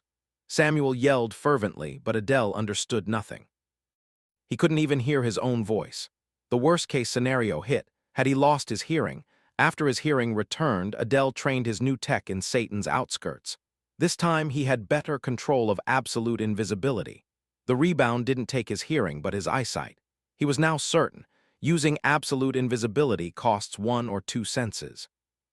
For a week he'd tested and tweaked the spell, losing hearing, taste, touch, and vision. Fortunately, drawbacks lasted only 2 hours. The problem, he couldn't predict which sense would go. Currently, the technique was safe for just 3 seconds, making it practically useless. High risk, low reward. Perhaps it could be unsealed if it guaranteed a kill. Beyond absolute invisibility, other chaos combinations failed. Swordsmanship and mana training were his most direct path to strength. Currently blind, he was stuck in the woods for 2 hours. Having a morning routine, he wouldn't be late for strict instructor Ares's Class A. After regaining vision, Adele was forced into grueling runs. This cardio had lasted weeks. For weeks, Class A only did cardio, not swordsmanship. After a grueling session, Ares ordered cadets to gather. As class representative, Adele relayed orders, which always irked the muscle-headed rival still bitter about his appointment. Clearing his throat, instructor Ares announced they'd reduce physical training to finally begin proper swordsmanship lessons. Many cadets, not just Adele, were pleased about less running. Today's swordsmanship began with a demonstration. Drawing his blade, instructor Ares beckoned the class rep forward. Adele had no choice. Ares rudely asked if he could channel mana into his sword. Adele confirmed he could. Ares sternly ordered him to attack with his mana sword, while Ares would use only pure strength. Knowing this vindictive bastard, Adele suspected Ares was setting him up for humiliation. He confirmed Ares would only use his sword, then drew his trusty dagger. Using mana was allowed, but innate traits might be pushing it. He wanted to gauge the instructor's skill first. Ares's stance was flawless, showing no openings. In the human world, he'd be an advanced expert, but in the demon realm, sword skills are judged by mana channeling. Human ranks mean little here. Channeling mana isn't easy, and Adele sensed Ares underestimated him, stinging his pride. He decided to exceed expectations. Darting forward like an arrow, he aimed for the right carotid artery, but landing that opening strike is always easier said than done. Ares easily shifted, dodging Adele's initial strike. Adele twisted his dagger, circling back for a confident follow-up, aiming for a critical hit. Ares merely glared, mocking his unfinished technique. The instructor flexed, tanking the dagger with his bulky muscles, no guard raised. Then a brutal counter to Adele's spine sent him crashing. Fellow cadets watched, shocked by Ares's excessive force in a mere demonstration. Adele's impact left a crater. He coughed, gasping for air, his lungs deflated from the ruthless blow. Ares didn't stop, raising his blade, seemingly for Adele's neck. The killing intent was palpable, death loomed. From the crowd, Luna cried his name. With one hand, Ares brought the hefty blade down with devastating force, once again shattering the training ground floor. Even Samuel, that depraved kid, found this swordsmanship lesson excessively violent. Adele, fortunately, had just enough time to imbue his body with mana and roll away. Using telekinesis, he pushed the sword aside at the precise moment, surviving the savagery. A moment too soon or too late, and he'd be bisected. Ares felt the disturbance. Adele stood, confronting the bulky bastard for trying to kill a cadet for nothing. Ares nonchalantly pulled the dagger from his chest, calmly refuting Adele's claims. He threw the blade down, ordering Adele back in line. The scumbag instructor then asked the class rep how it felt fighting someone of his level. Adele didn't mince words, asserting it was a tactic of the weak. He explained he could use mana, but Ares had limited himself. Adele deduced Ares was demonstrating how the weak defeat the strong, by sacrificing oneself to inflict damage. He believed Ares could have easily dodged his final strike, but intentionally took the blade. To everyone's surprise, Ares credited Adele for the correct answer. He aimed to impress upon the cadets that the human realm teemed with terrifyingly powerful individuals. Defeating such fighters requires risky plays. Demons must lure powerhouses into complacency, boldly exposing weaknesses for a surprise attack. Ares isn't teaching noble swordsmanship. In real wars, such ideals are useless. He'll only teach winning swordsmanship. In fact, they won't be limited to swords. From now on, this is a weapons class. Ares is essentially teaching that victory outweighs death, instilling this for the upcoming midterms. Human Imperial School instructors are likely on high alert, a spy having leaked Satan's situation. In the novel, Satan cadets perish while Imperial students emerge unscathed. Ares likely suspects Adele as that spy. To clear his name, Adele must first expose the real rat. After one flashy demonstration, instructor Ares dismissed his cadets. While others returned orderly, Adele remained. Annoyed, Ares asked if he was rebelling. Adele, smiling, denied such a ridiculous notion. But as Ares turned, Adele's veiled hostility burned. He couldn't rely on a man who suspected him of being a spy, especially one who abhorred the ruthless side Adele had shown since day one. Adele couldn't help it. Adele has fully embraced his killer instinct, essential for gaining the authority needed to suppress the 7 deadly sins. He vowed that if Ares crossed the line again, he'd make him pay. As Adele plotted revenge on an instructor, Luna approached, sensing his murderous aura. He quickly apologized, assuring her it wasn't intentional this time. Luna approached, hoping to make up for their missed lunch. Adele readily agreed, and her face brightened. In the dining hall, they ordered a lavish, aristocratic meal. Adele hadn't eaten so luxuriously, or even lunch at all, in ages.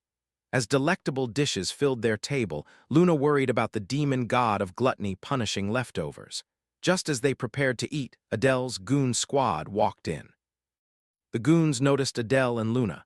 Before they could cause trouble, Adele waved with a smile, and the three stooges wisely minded their own business. Spider Boy, however, remained fixated. Adele then asked Luna what happened. She confessed to being bullied by other half-demons, unsure why it started, blaming herself for being weak and lacking special physical abilities. Luna seemed unaware of her valuable healing power. She clarified the bullies never physically assaulted her, only cursed and stole her silver coins. Hearing her plight, Adele advised Luna to stay close. Luna insisted she didn't need protection, only to prove her loyalty to Demonkind. But Adele saw it as more reason to stick together, as he'd been planning to investigate. Adele asked Luna about the kid with the spider tattoo. Luna knew his name was Kyle. The name triggered Adele's memory of a Kyle from the novel. He learned Kyle was a pure demon, yet associated with half-demons. Luna found him scary, as he looked at her like a disgusting bug, just like they viewed humans in Oregon. Kyle shot to the top of Adele's spy list. He considered buying information, but decided direct confrontation was better, saving money and headaches. He already had enough data. So Adele rose and approached the Three Stooges' table with a polite greeting. They reacted with fear and hostility, but Kyle remained indifferent, offhandedly. Adele casually mentioned a first-year girl at the Imperial School. Kyle stayed seated, focused on his meal. Adele added she was a half-demon with one surviving relative, an older brother. He felt Kyle smolder. To provoke a reaction, Adele sinisterly name-dropped Ray. Kyle must have realized his cover was blown, and Adele was a far greater threat than he'd imagined. Next, Adele confronted Kyle, the student with the cheek tattoo. When a friend interrupted, Adele slammed the boy's head onto the dining table. Kyle immediately left, confirming Adele's suspicions. Later, Kyle's injured friend, cleaning his wounds, complained.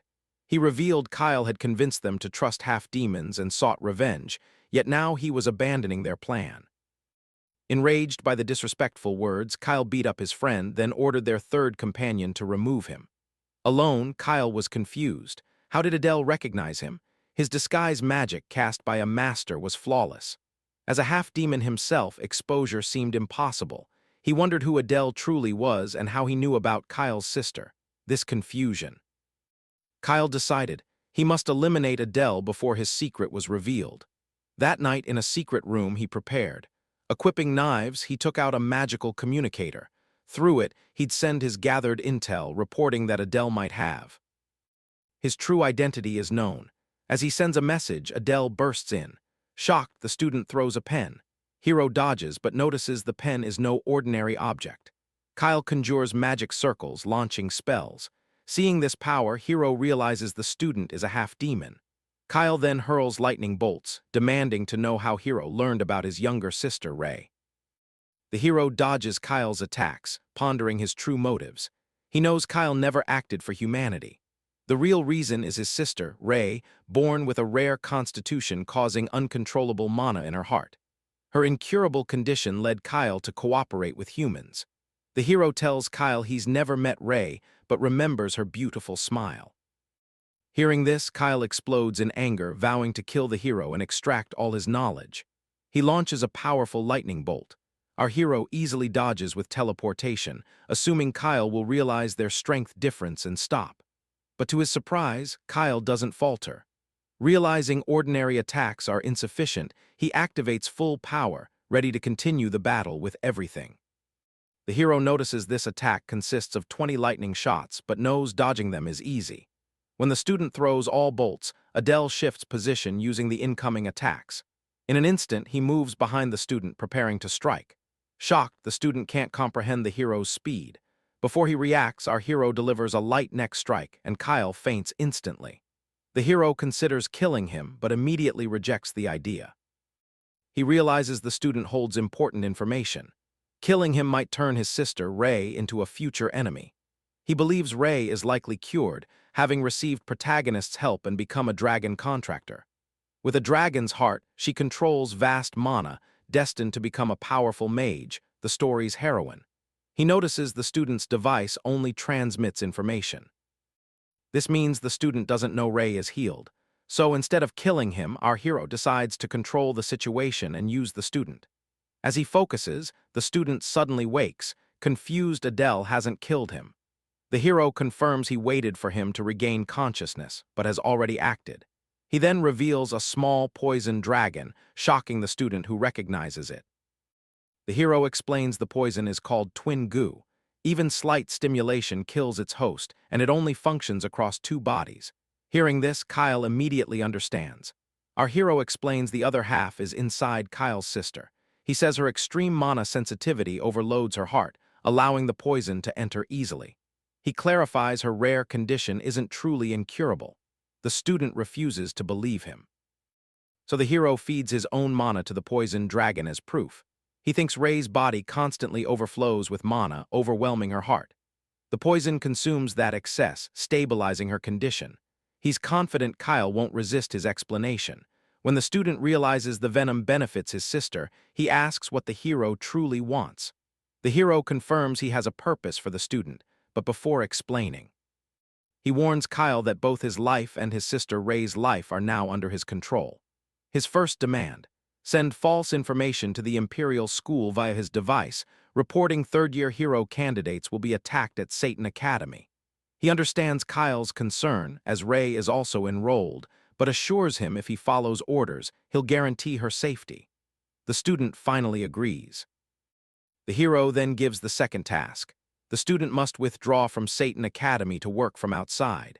He orders him to collect and organize rumors and intelligence about rare demonic realm locations, reporting regularly.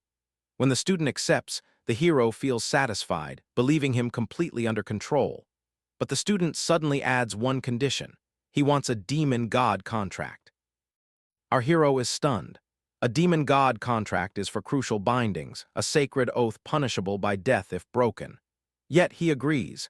He explains it needs a special item only high-level mages can create. He asks the student if he has it, but the student refuses, insisting the hero get it himself. The hero is initially confused. No ordinary cadet would have such an item. Then he recalls instructor Robolt might. He tells Kyle he'll get it today, asking to meet tomorrow. As Kyle leaves, the hero thinks he's secured a useful pawn, but he realizes it's not enough. Even using Kyle to spread false info, he's unsure if he can pass the midterm himself. Later, the hero visits instructor Robolt's office. Surprised, Robolt prepares tea. The hero observes the office, noting Robolt's interest in magical formulas and research, not just books. Robolt serves tea, thanking him. The hero then gets serious, asking why Robolt needs his help. When the instructor hesitates, the hero assures Robolt he'd even sign a demon god contract. Pleased, Robolt magically summons a pre-prepared document. Before signing, the hero adds a condition. If the task exceeds his capabilities, he'll withdraw and return all compensation. Robolt asks what he expects. The hero requests mana potions and a demon god contract scroll. Robolt agrees and they begin. He moves a book, revealing a hidden passage.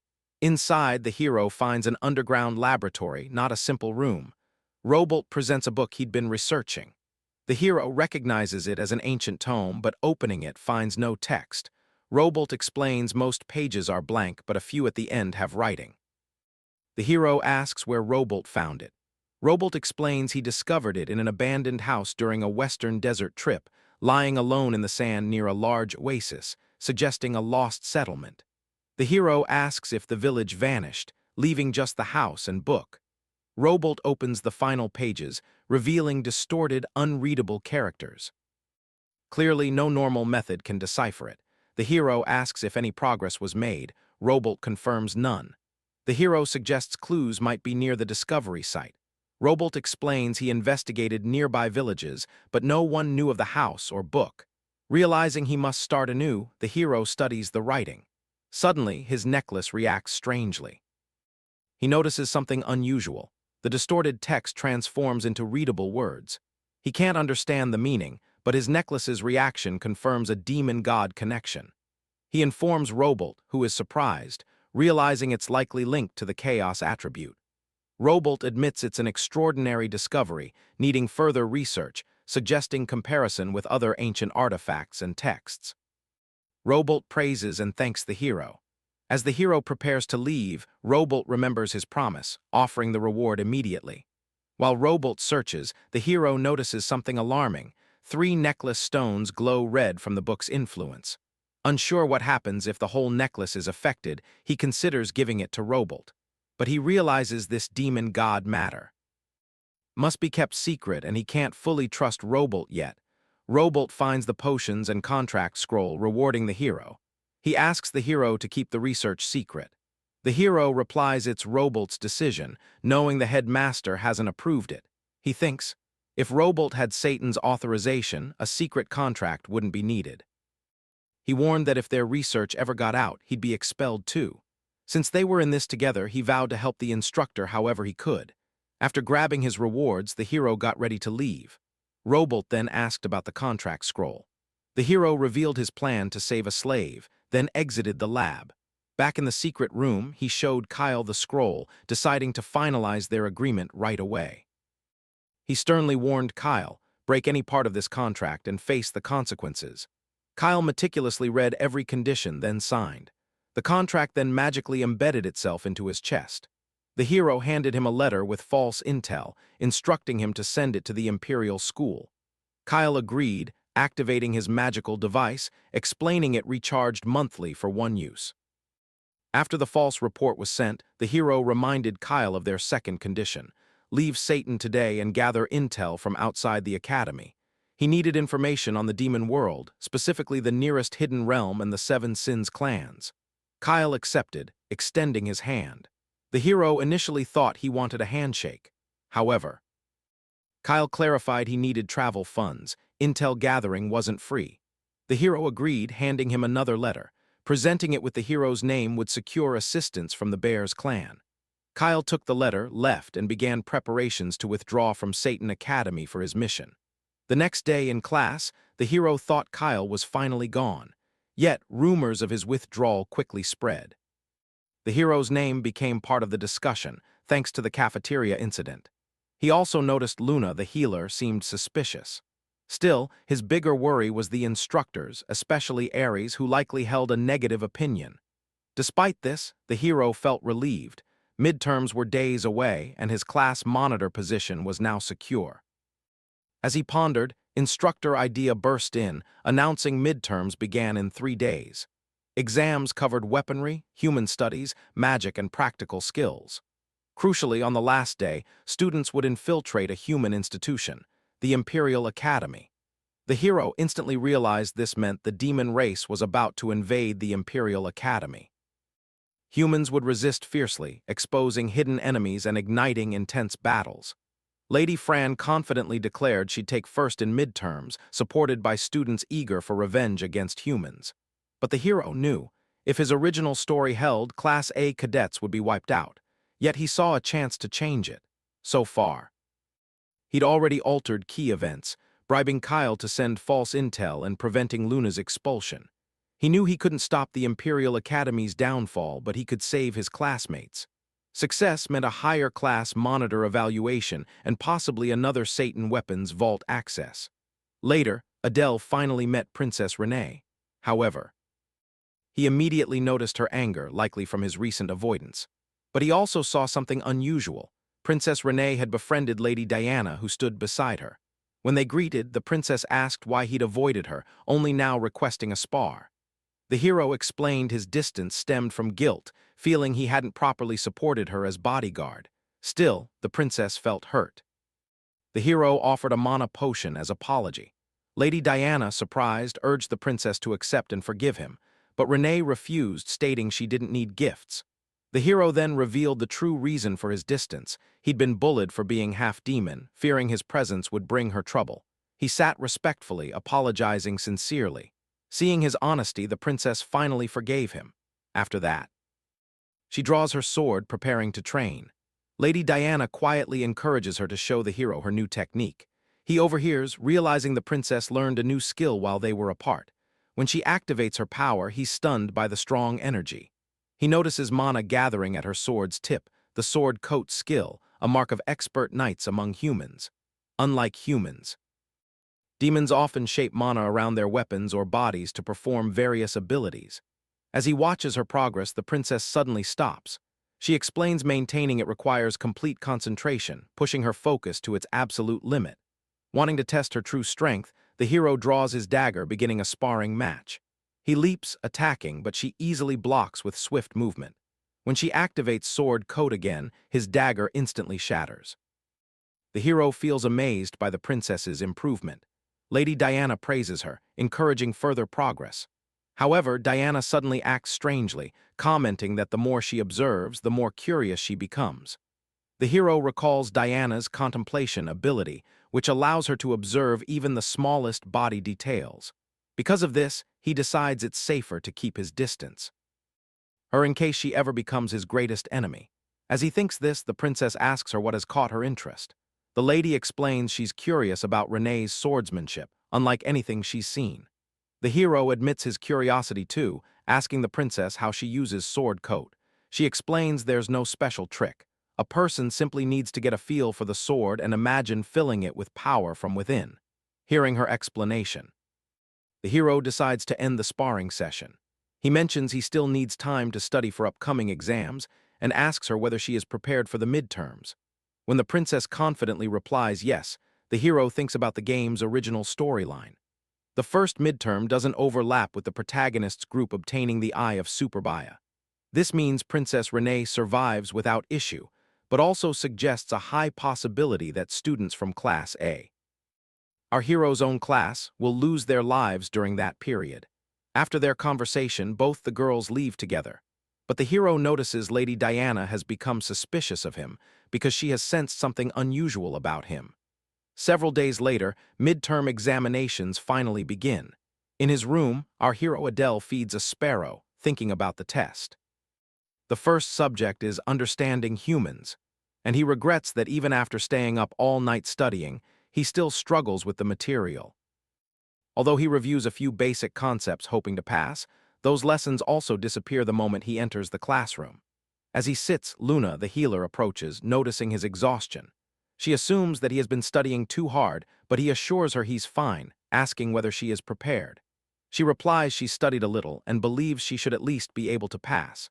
He then asks Lady Fran about her preparation. She says that she has no need to worry about the written subjects. As long as she performs well in the practical examinations, she is certain she can easily claim first place. After that, the instructor enters the classroom and finally begins the written test. But he gives everyone a strict warning. Anyone caught cheating will be immediately disqualified. The hero uses his traits of curiosity and focus to his advantage. His last-minute cramming helps him perform better than expected. However, he feels confused when he sees a question asking how he feels about humans. According to the memories of this body, humans are responsible for destroying his family.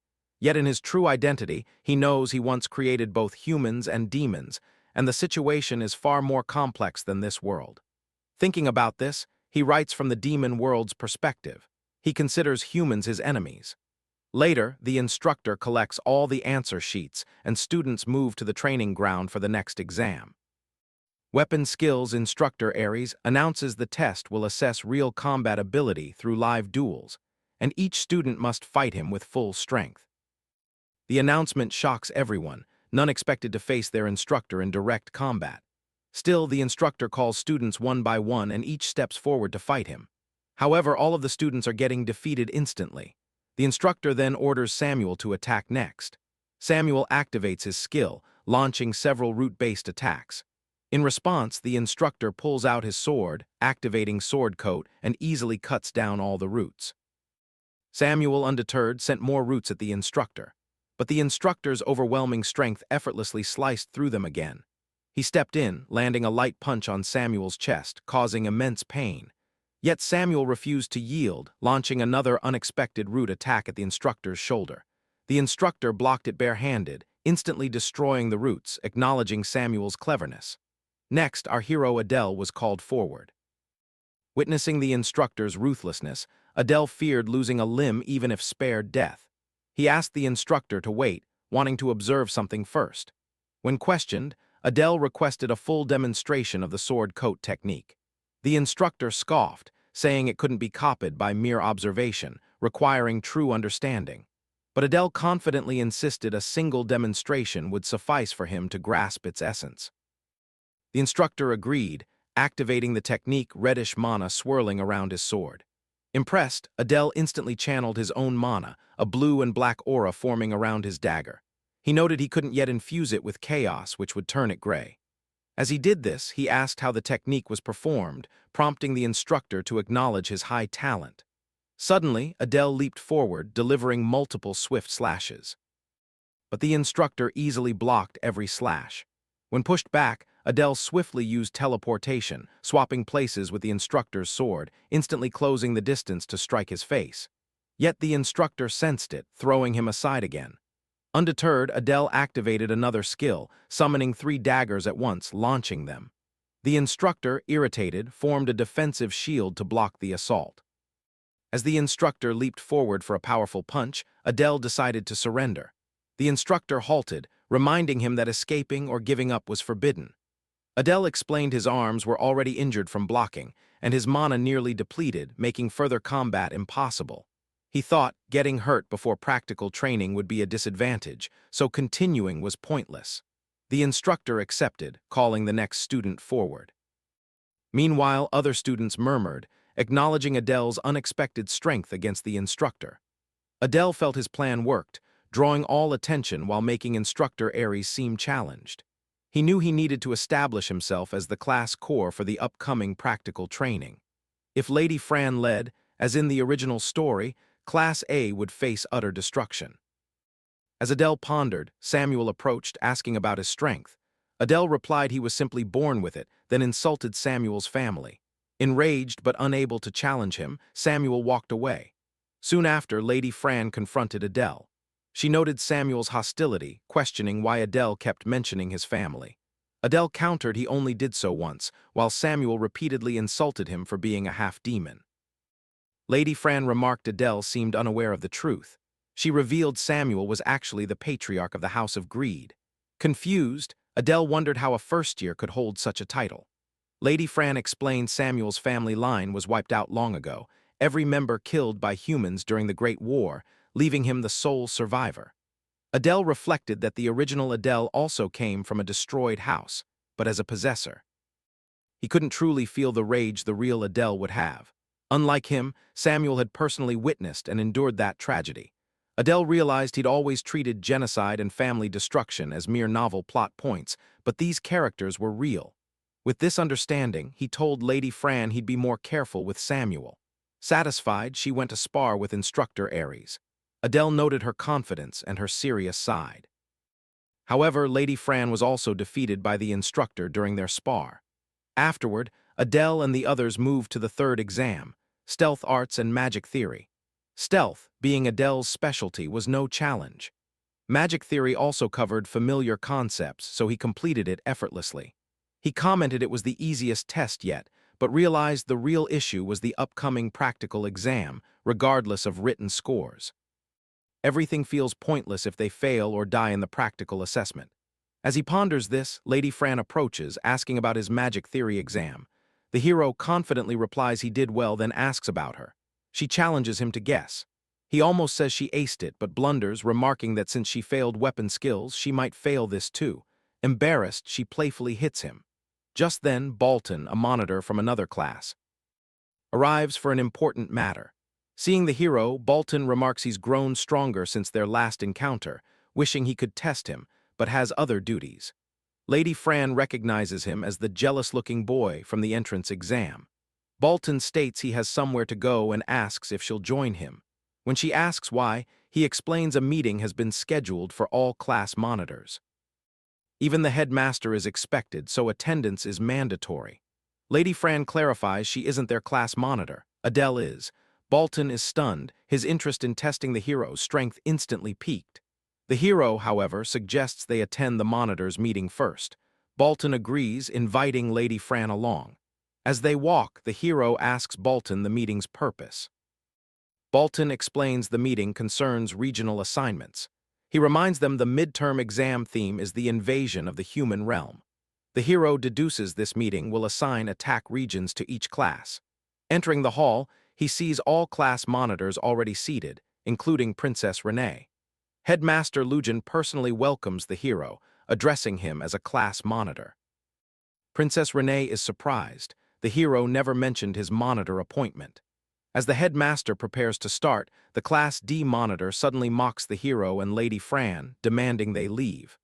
The hero notes he only followed Bolton, yet even the headmaster allows this. He realizes it might be a deliberate test to gauge his qualifications for the discussion. If so, he decides to reveal some of his strength. When the Class D monitor grabs his head, the hero draws his dagger, aiming for the man's face. The monitor activates a body-hardening technique, blocking the attack. The hero summons multiple daggers, throwing them all, but the opponent dodges and attempts a full-force punch. Sensing it, the hero activates a sword coat on his dagger, slashing the opponent's hand, eliciting a scream of pain. As the hero prepares a finishing blow, the headmaster instantly stops the fight. The hero complies, while other monitors are utterly impressed by his combat prowess. The headmaster then begins the meeting, explaining they're gathered to assign regional targets. Each class will invade specific human world regions during the practical exam. The hero understands the general plan but seeks details on starting points and regional divisions. The headmaster summons a magical map of the human world to clarify the strategy. She reveals her initial plan was for Class A to attack the Imperial Academy. However, after witnessing the hero's abilities, she admits underestimating him and assigns them a tougher mission. The hero is surprised, knowing the Imperial Academy itself is already one of the human world's most dangerous targets. The headmaster explains, based on infiltrator intelligence. One human first-year class will leave campus for outdoor training, planning to attack a nearby domain. Thus, Class A will capture an entire city instead of the academy. Lady Fran excitedly declares she and the hero will handle it easily. However, the hero internally notes that while timing isn't confirmed, the protagonist group already surpasses even the 7 deadly sins heirs. He also realizes that during the intergrade competition after midterms, their true strength will be revealed. Moreover, one of the protagonist's companions is in the very class they plan to raid. The hero realizes a direct clash with the protagonist group would wipe out all classes except Bolton's and Diana's. Therefore, he reconsiders his assignment, choosing a different approach. He informs the headmaster his class will instead target one of the human first-year classes. Several students mock him. Adele, a half-demon, chose the safest path, surprising the headmaster who expected him to invade an entire city. But Adele knew one of the protagonist's key companions was in that class, making them a dangerous foe. Despite the risk, he decided he must go there. He also knew an elixir lay within, something he intended to obtain, no matter what, diverging from the original timeline. Originally, a protagonist's ally would consume the elixir, but Adele planned to claim it. He explained to the headmaster that his specialty was assassination, not large-scale chaos. Deploying dozens of students in the capital's crowded districts for such a precise operation would be inefficient. Impressed, the headmaster realized he understood human geography and his own strengths far better than she'd imagined. Thus, she confirmed Adele's plan, officially assigning Class A, led by him, to target human first-years. Adele thanked her, leaving with Lady Fran. Princess Renee, watching them, mused on Adele's earlier sword coat skill, baffled by his rapid mastery. Bolton, too, noted Adele's suspicious surge in power since the entrance exam. At this moment, the headmaster finally understood Instructor Ares's warning about Adele. He'd even defeated a 7 deadly sin, yet chose caution over a grand display. Adele was truly exceptional. Properly guided, he could be an invaluable asset like House Arson. But if uncontrollable, he'd be a threat on par with the 6 human houses, a dangerous force to be contained. The next day, cadets eagerly prepared for their mission against humans, many fueled by revenge. Adele knew they'd sent false intel, claiming the third-year dormitory as the target. Imperial Academy instructors would likely guard that area, leaving only one instructor for the first years. If his prediction held, that would be the 5th Circle Mage. Facing the protagonist's allies alone would be tough, so Adele decided the mage instructor must be eliminated first. Then, he'd take a hidden route to secure the elixir. As he strategized, the headmaster addressed the cadets, declaring, "The war has now begun." She rallied them to face the humans who killed their families and friends, reminding them of shared pain. "Now it's your turn for merciless revenge," she declared. Cadets cheered wildly, eager for blood. The headmaster then cast a blessing, granting magical support for their mission, before instructors began outlining the operation. Instructor Idea had everyone board the dimensional train, explaining they'd arrive in an hour and should rest. Adele mused on the immense cost for Satan to transport so many cadets this way. He knew, however, that more human realm cadets would appear later, eventually merging both worlds. As he pondered, the healer Luna offered him a snack. Adele checked his status. Mana remained low despite training. He then tested a telekinesis technique on Luna, lifting her a few centimeters. Though small, he recognized its combat potential. Further developed, it could manipulate gravity itself.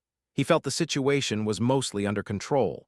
However, Adele recognized one lingering threat: the Knights of the 6 Houses who tried to kill him. He might encounter them again. In the original timeline, Nightfelts reported his death as a cliff fall. But Adele actually fell into the demon realm, branded as a traitor from House Arson. Nightfelts, and likely Headmaster Lugin via her spies, still believed him dead. Ever cautious, Adele knew a mask was essential to conceal his identity. Soon, the cadets reached their destination. He noted Satan had built a dimensional gate from incredibly rare, costly crystals. Instructor Idea then handed out face masks. Adele felt a surge of satisfaction. This was precisely what he needed. The instructor donned her own, explaining its perception-reducing enchantment would hide their identities. She added that despite hidden identities, they'd still recognize allies. Donning his mask, Adele felt reassured, still clearly seeing the instructor despite the enchantment. She handed him food bars. 1 per day would sustain him throughout the mission. Next, she outlined exam rules. Instructors would not accompany them.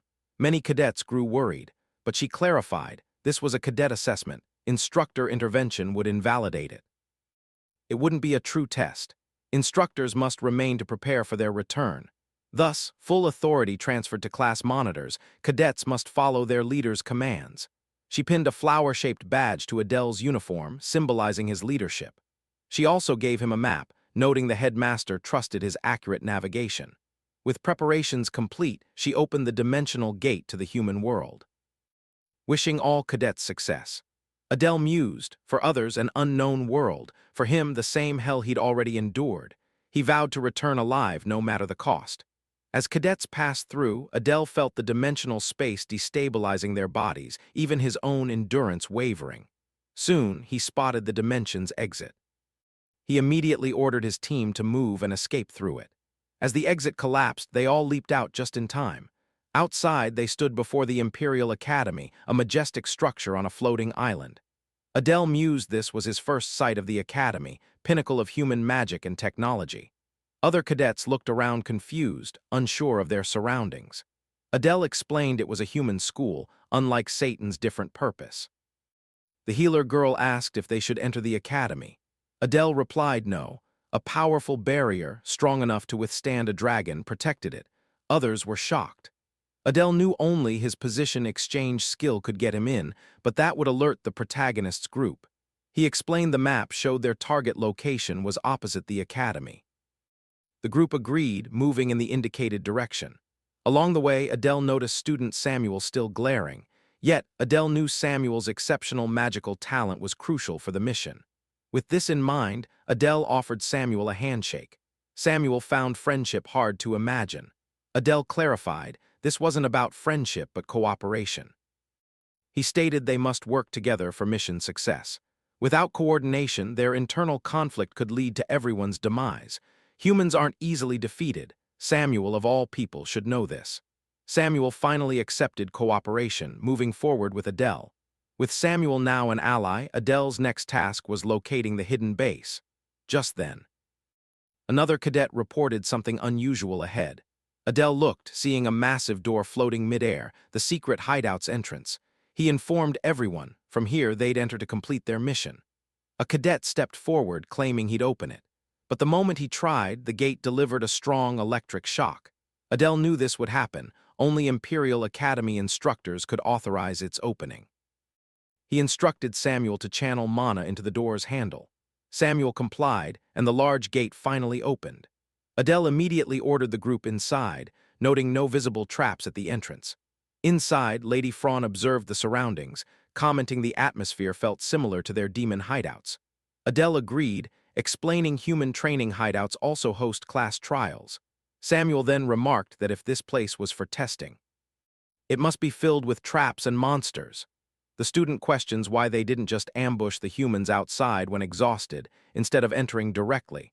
The hero agrees the reasoning is sound, but explains their entry has specific reasons.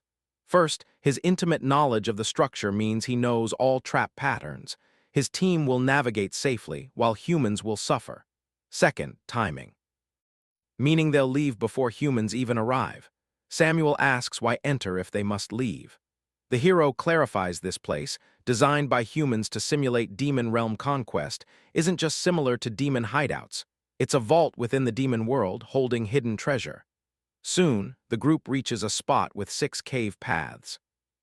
Confused by the paths, the cadets watch as Hero Adele presses a hidden switch on a wall, revealing a concealed door. A shocked Samuel asks how he knows this place so well. Adele thinks, because I designed it. They enter, finding a treasure box. Inside, only a bottle and a sandbag. The cadets are disappointed, deeming the items useless. The hero pours water from the bottle. It flows endlessly. He explains it holds enough for dozens, eliminating their need to search for water. Then he urgently orders them to leave the hideout, as battle is imminent. Outside, he assigns roles. Samuel is tasked with scouting the surrounding area. The student questions why he is assigned this role. As if the hero should handle it, the hero explains only Samuel's exceptional magical ability can properly perform this task. Samuel accepts, but the hero adds he won't scout alone. He produces instructor Ares' pet sparrow, explaining it will assist. The student is confused. Why would Ares, who dislikes the hero, give him the sparrow? To test it, the hero activates his ability. A visual link appears, letting him see through the sparrow's eyes in real time. He explains that since he can share information via the sparrow, Samuel's job is to protect it while scouting. Lady Fran is assigned command of the cadets whenever he leaves the group. He confirms her charm ability enhances allies' strength. She then questions why he needs to leave. The hero explains Imperial Academy cadets with an instructor will arrive. He intends to confront the instructor alone. The student warns it's too dangerous, but the hero assures him it's fine. If the instructor doesn't appear, he'll rejoin them. With roles assigned, Lady Fran asks what's next. The hero replies they should eat, as everyone is hungry. He orders Samuel to scout immediately, confirming if any Imperial Academy class is training along their route. As Samuel leaves, the hero distributes and eats food bars with the remaining cadets. Despite the disgusting taste, they consume them for mission nutrition. Healer Luna offers normal snacks, but the hero refuses, stating he cannot allow himself better food while others endure this. He opens a magical screen, observing Samuel and the sparrow. Through the link, they reach the Imperial Academy's exterior. Suddenly, a carriage emerges from the gates, shocking the hero. He notes it's for transport between the Academy and the surface world. Samuel tries to communicate, but the indirect connection garbles the message. He hopes Samuel returns safely. Looking closer, the hero identifies Mage Instructor Besaha on the carriage, his target. He assesses Besaha as a wind element mage, not specialized in direct combat like Robolt, making him an easy takedown.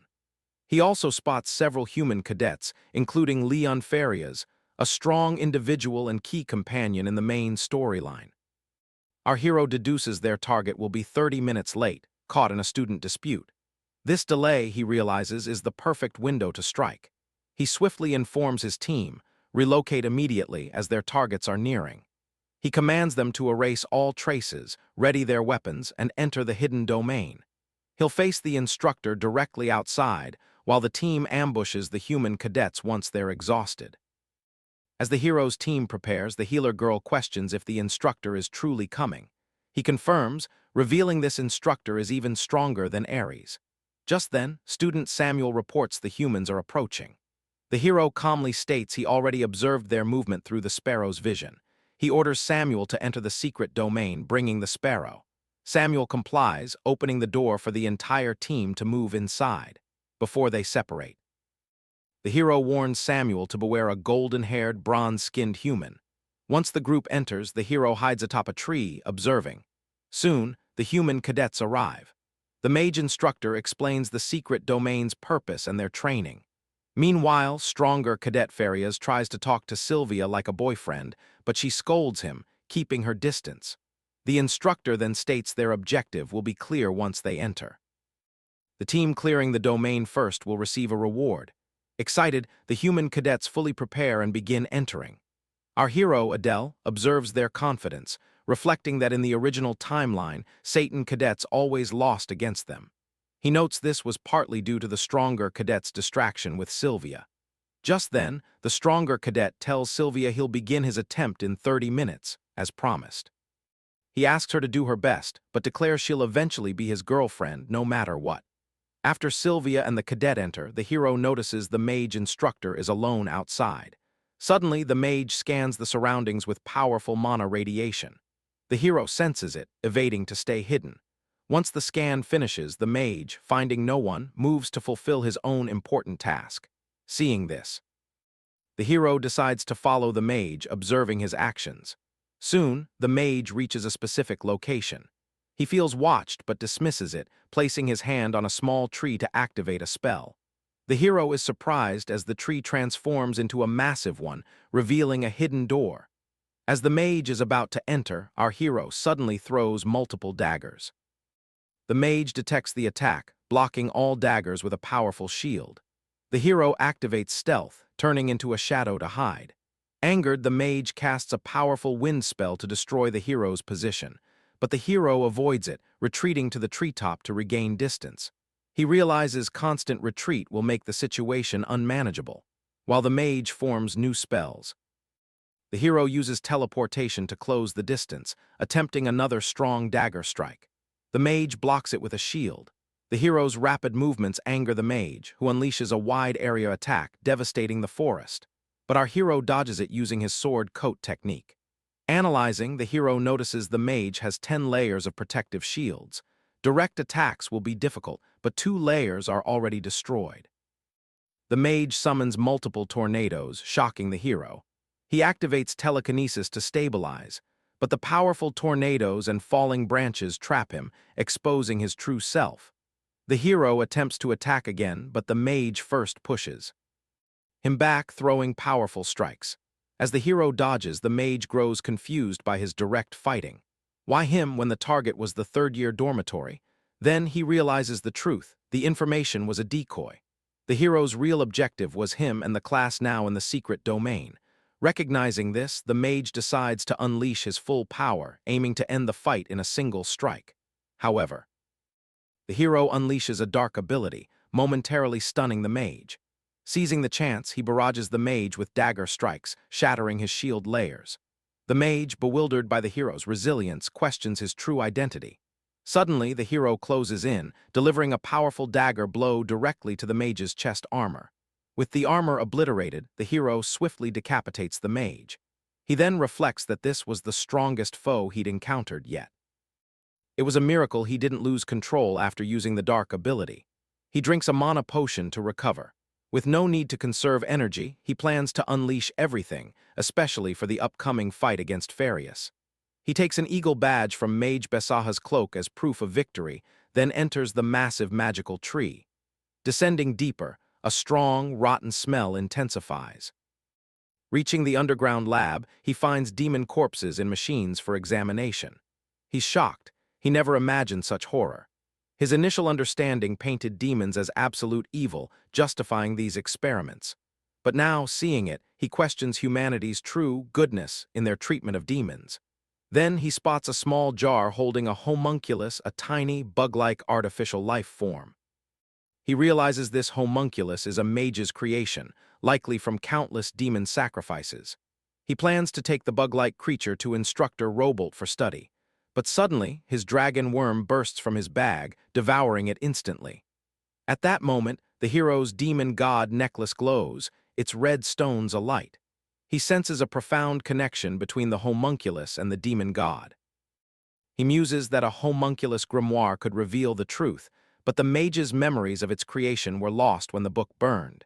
He then notices his dragon worm has transformed into a snake-like form after consuming the homunculus. He worries about the danger if demon patriarch Crete discovers this change. Calming himself, he refocuses, obtain the elixir and leave. After some effort, he locates it. The elixir, resembling wild ginseng, boosts his body heat as he circulates mana. His status window shows mana exceeding 2,000 and other abilities strengthened.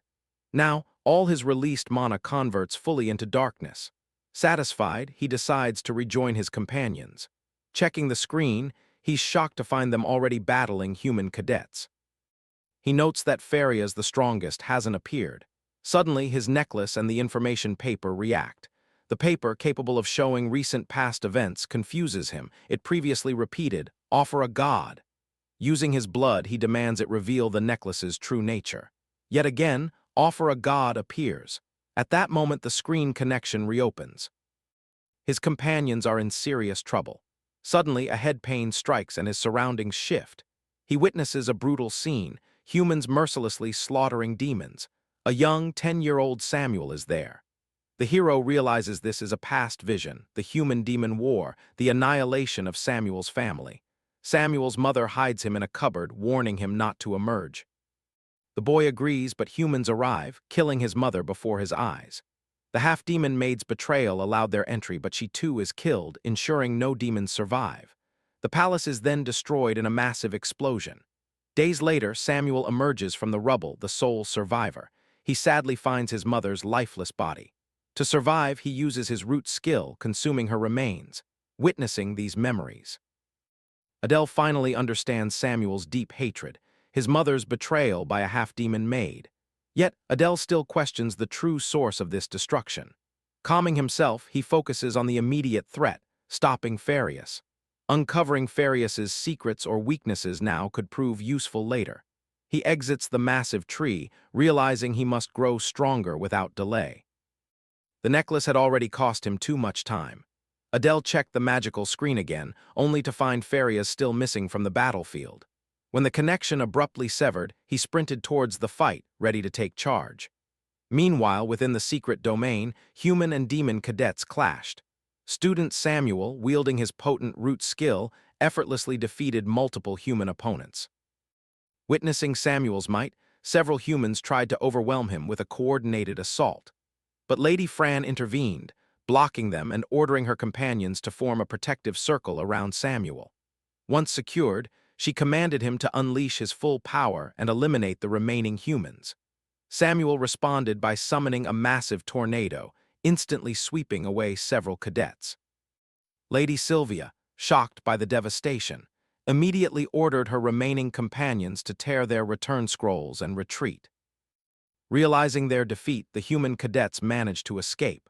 But Samuel, enraged by Sylvia's retreat, decided to kill her too.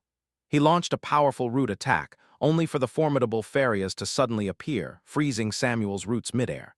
Farias then delivered a devastating hammer strike, instantly defeating one of Samuel's companions. Helping Sylvia to her feet, he inquired about the situation. She reported 8 humans dead, with the injured survivors already returned to the Imperial Academy. Farias praised Sylvia's efforts, telling her to retreat as he would handle the remaining enemies alone. However, she refused, resolute to fight by his side. As they spoke, several demons charged. With a single ice attack, Farias instantly defeated many. Witnessing this, Samuel launched his roots at Farias, then immediately ordered his companions to retreat. He knew they were no match for such a formidable opponent. Lady Fran asked if Samuel intended to face Farias alone. He confirmed he had no choice. Luna worried, but Samuel urged her to leave quickly and tend to the injured. At that moment, Farias launched another attack, slicing through Samuel's roots. When the dust cleared, Farias realized Samuel's companions had successfully escaped, leaving only the student to face him.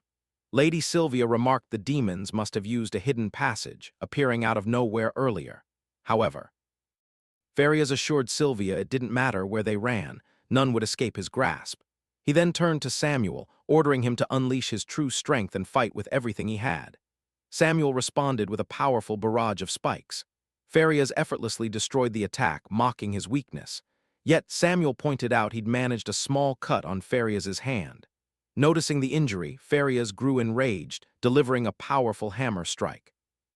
Samuel crashed backward, severely injured, ribs broken. Before he could recover, Farias severed one of his legs. Seeing Samuel's state, Sylvia urged Farias to finish him quickly and pursue the remaining demons. Farias then cut off Samuel's arm, aiming his hammer for a final blow to his head. But suddenly our hero Adele appeared, pulling Samuel from danger in an instant. Setting him aside, he told him to rest. Adele declared the battle was now his responsibility. The powerful warrior, Farias, was confused by the hero's sudden, inexplicable appearance. Adele drew his dagger, preparing for combat. He knew using absolute invisibility to rescue Samuel had left him unaware of his surroundings, putting him at a disadvantage.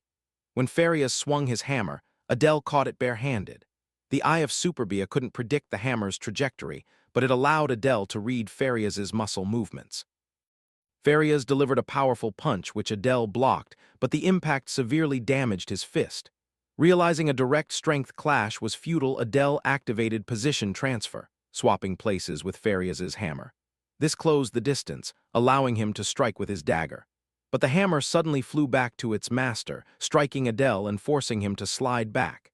Seeing this, Adele realized position transfer was useless against a weapon that returned to its wielder at will. Farias then leaped forward, delivering another hammer strike.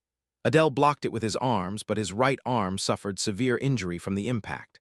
Despite the pain, he unleashed his dagger rain skill, throwing multiple daggers. Farias easily deflected them all, then delivered a powerful hammer strike, sending Adele crashing back. Farias insulted him as an insect, closing the distance to crush his head. Adele found himself paralyzed, realizing his end was near. But then he was abruptly teleported to a mysterious space. A mirror stood before him, revealing all his injuries miraculously healed. Stranger still, his reflection spoke, revealing itself as the true self of his current body. It apologized for bringing him there. The reflection explained its actions were urgent. Our hero demanded answers to 3 questions which the reflection accepted. For the first, "Where are we?" the reflection offered the information freely. This irked the hero. He was practically dead, yet some answers still came with a price. The reflection clarified that some knowledge was restricted. It then revealed their location, a space born from chaos. This chaotic realm where nothing truly exists. The hero then asked his second question, "What is chaos?" The reflection hinted he'd eventually grasp its power, but only through his own discovery. Further explanation came with a steep price, all relics from both human and demon worlds. The hero instantly knew this was impossible. He then posed his final question. Was he still alive in the secret domain, fighting his formidable foe? The reflection confirmed he was alive, but warned of imminent death if he stayed as he was. Concerned, the hero couldn't afford to die yet and begged for the reflection's power. The reflection revealed this was its very purpose for bringing him here. Yet even this aid had a price. Not gold or relics, but something far more valuable, something most precious to the hero himself. He was utterly confused. Unsure if he possessed anything so valuable, but with survival paramount, he agreed. The reflection granted him 20% of its power for 1 hour. Instantly, our hero was back on the battlefield, just as the warrior's hammer descended to crush his head. He activated a dark skill, instantly shifting to safety. His arm was still injured. Opening his status window, he saw. His mana surged to 4,300, and several abilities gained 2 levels. Warrior Farias raged at the hero's sudden recovery and enhanced speed. Our hero launched an illusory attack at the warrior's neck, stunning him momentarily. Enraged by the trick, Farias lunged with another hammer strike. The hero easily dodged, prompting the warrior to unleash a powerful ice storm. Dagger Rain was summoned, but proved useless against the storm's fury. Realizing his predicament, he activated telekinesis to stabilize himself against the winds. Farius moved to strike from a blind spot, but the hero sensed it, dodging effortlessly. Suddenly, student Samuel shouted, urging the hero not to lose to these lowly human thugs. Lady Sylvia, embarrassed, countered that demons were attacked without reason. But Samuel insisted humans, not demons, started the war. Humans had slaughtered countless innocent demon families. Asked why, the hero mused it was purely for profit. To humans, the demon realm was a treasure trove of gold and elixirs. With superior power, they'd never leave such resources untouched, especially not the Six Houses, Sylvia's faction. Warrior Farius abruptly ordered Sylvia to cease her useless words. When she refused, Farius suddenly struck, beheading Sylvia instantly. Shocked, our hero heard the warrior declare he'd kill both him and Samuel next. Their fierce battle resumed. As Farius closed in, the hero used position transfer, appearing behind him, but Farius sensed it, kicking the hero back. With mana almost depleted, Dagger Rain was out. The hero desperately needed a new strategy to win. A new idea struck him. He pulled Samuel into the fray, instructing him to assist. As Farius charged with his hammer, the hero used position transfer, swapping places with the weapon to close the distance. Samuel instantly used his root skill to seize the hammer, preventing its return. Seizing the chance, the hero plunged his dagger into Farius's shoulder. Simultaneously, the snake worm burst from his bag, biting the same spot. Farius roared in pain. But suddenly the hammer returned, striking our hero with immense force. He crashed back, gravely wounded in the stomach. The warrior moved to finish him, but a sharp pain in his shoulder forced him down. Seeing his chance slipping, the warrior tore a return scroll, vanishing in a flash of light. With the danger gone, our hero asked Samuel why he stayed behind, ordering the others to retreat. Samuel replied, his pure heart driving him to protect everyone. The hero reminded him some companions were half demons, but Samuel insisted they were still his classmates and friends, not to be abandoned. The hero acknowledged their victory, yet warned that continued recklessness would risk their lives. Just then the snake worm reappeared. The hero thanked it for its crucial role. The team returned, shocked by their injuries. Luna, the healer, immediately tended to the hero. Once stable, he asked her to heal Samuel, but Samuel refused, deeming it unnecessary. He reactivated his root ability, and the roots began consuming his own body. Lady Fran gasped, asking if he sought death. Samuel denied it, telling the hero he needed to borrow his body. After consuming Samuel, the roots shifted to the hero's arm. Expecting an attack, the hero watched as they instead performed strange magic, forming a small, horn-like object on his hand. An information window then appeared, stating his temporary power boost had ended. But 20% of the original power was permanently shared. Opening his status, the hero saw his mana surge to 2600 and other abilities improved. Yet he remained confused by what Adele's true self took in exchange, recalling a request for something precious. As he pondered, Luna asked why he stared at his hand. He lied, claiming to check for injury. Then he noticed something strange. Samuel's name now appeared in his status window. Confused, the hero heard Samuel's voice declare he was still alive. Everyone struggled to pinpoint the source. Samuel then explained he'd transformed into the horn on the hero's hand. He'd exhausted too much power. His original form wouldn't survive, even with healing. This new state consumed minimal energy, and in a few months, he'd returned to his original body. The hero asked why he was attached. Samuel explained he needed to absorb daily mana to rebuild, and the hero had an abundant supply. Though eyeless, he could perceive surroundings through a shared sense with his host. The others began teasing him. However, the hero declared they must leave immediately. Imperial Academy reinforcements were imminent.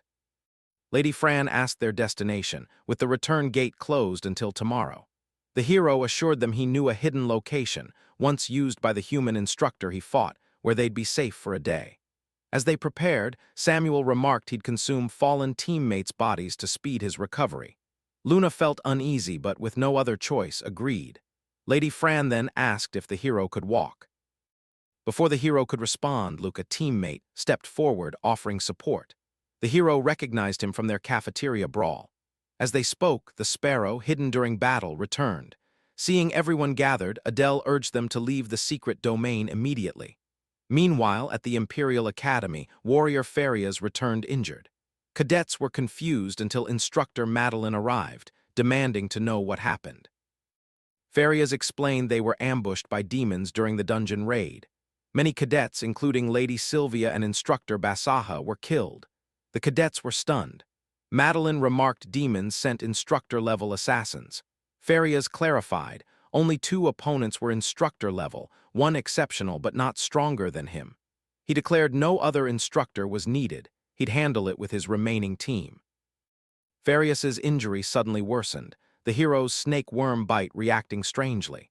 As the healer tried to treat it, Farias was shocked when his entire arm was inexplicably severed. Enraged, he vowed to kill the hero and all demons with his remaining strength, demanding to be sent back immediately. But the instructor refused, ordering cadets to take him to medical and summon Nina Hamel's team.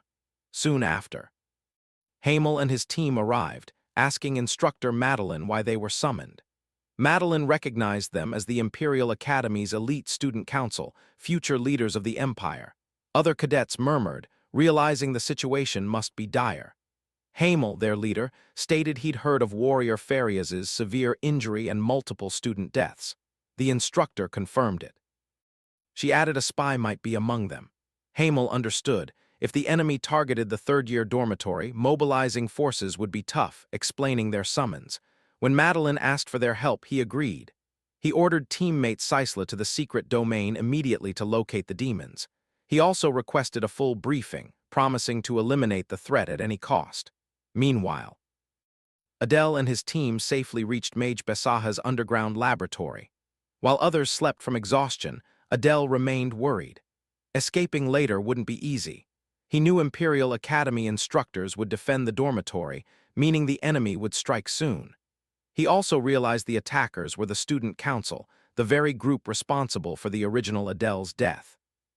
Adele mused that with the original Adele's power gone and Samuel's altered form, encountering the student council now would mean annihilation. Samuel noticed his worried expression, asking what was wrong. The hero replied he was just wondering if they'd escape safely tomorrow. Samuel told him to leave it to luck, adding the lab felt disturbing due to the brutal demon treatment. Our hero then asked Samuel to consume the remaining demon corpses, concerned they might cause illness. Samuel agreed, using his root ability to devour them all. Exhausted, he fell asleep. But our hero stayed awake, troubled by what lay ahead. Just then, Luna, the healer girl, approached, asking about his condition. She offered to talk if he wasn't well, as they were friends. Then she moved closer. She admitted she was scared too. The hero asked if she feared humans or the monstrous enemy. Neither, she replied. She feared death itself. Ever since seeing him bleeding, she'd been terrified of losing him, now a friend. She'd wanted to save everyone but failed. She then asked what they should do to prevent more deaths. The hero replied that more people would die, even Lady Fran might perish tomorrow. He asked if she'd cry every time. He told her to let go of emotional attachments, using guilt to harden resolve. If she truly wanted to save everyone, she needed to develop her healing and magic as she had the potential. She agreed. Our hero then told her to rest. They had to leave early tomorrow. The next morning, the group exited the lab, heading towards the portal back to the human world. Dangerously, Sisla, the human archer, had already arrived in the forest, secretly aiming a powerful arrow at them. Reaching the location, Adele's team found the exit gate unopened. Realizing they weren't late, he ordered everyone to hide. He then decided to climb a tree to scout, but Samuel warned against the risk. But the hero explained Farias-level enemies could be nearby. Stunned, Samuel was calmed by Adele, who instantly used his position transfer skill to a tree branch. At that moment, the archer fired a powerful arrow at Adele's previous spot, creating a large blast. She felt bad, having missed. As dust settled, Adele's teammates panicked, searching for him. He called out from the tree, assuring them he was unharmed and safe. The attack reveals a sniper is tracking them. He orders everyone to hide, then run for the exit gate once it opens. He'd checked mana flow, but nothing appeared on his radar. The arrow must be from extreme range, beyond his detection. He asks Samuel to locate the archer, as his mana sensing can't. Samuel agrees, releasing mana waves to scan the area. after scanning. Samuel pinpoints the enemy, Sisla, a student council member, nearly 5 kilometers north on a hill. Adele realizes his transfer and daggers can't reach her. As he strategizes, the student warns the exit gate is opening. He asks if survival is possible.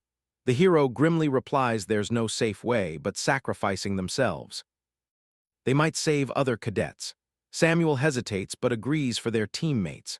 However, the hero reassures him it was a joke, declaring he'll protect everyone. He activates his Eye of Superbia skill. Blood seeps from his eye as powerful mana erupts. This skill slows everything, allowing him to locate Sisla on the hilltop, preparing another arrow. This arrow charged to destroy the forest. Sisla releases it. The hero jumps from the tree to lure the strike. Simultaneously, the exit gate opens and the team rushes toward it. Adele orders the student to use his monostorm, blocking the arrow at all costs. The student creates a massive tornado. The hero enters it, infusing it with dark energy to strengthen it. When the arrow collides with the combined barrier, Samuel struggles under the arrow's overwhelming force. Others move into the exit gate, the healer urging the hero to follow. The hero activates his telekinesis, and with combined effort, they deflect the arrow back. He then runs for the exit gate. Enraged by his trick, Sisla fires another arrow. Seeing the worsening situation, he uses his position exchange skill with a teammate's sword already inside the gate. By swapping positions, he safely enters the gate's dimensional space, ensuring his and his team's survival.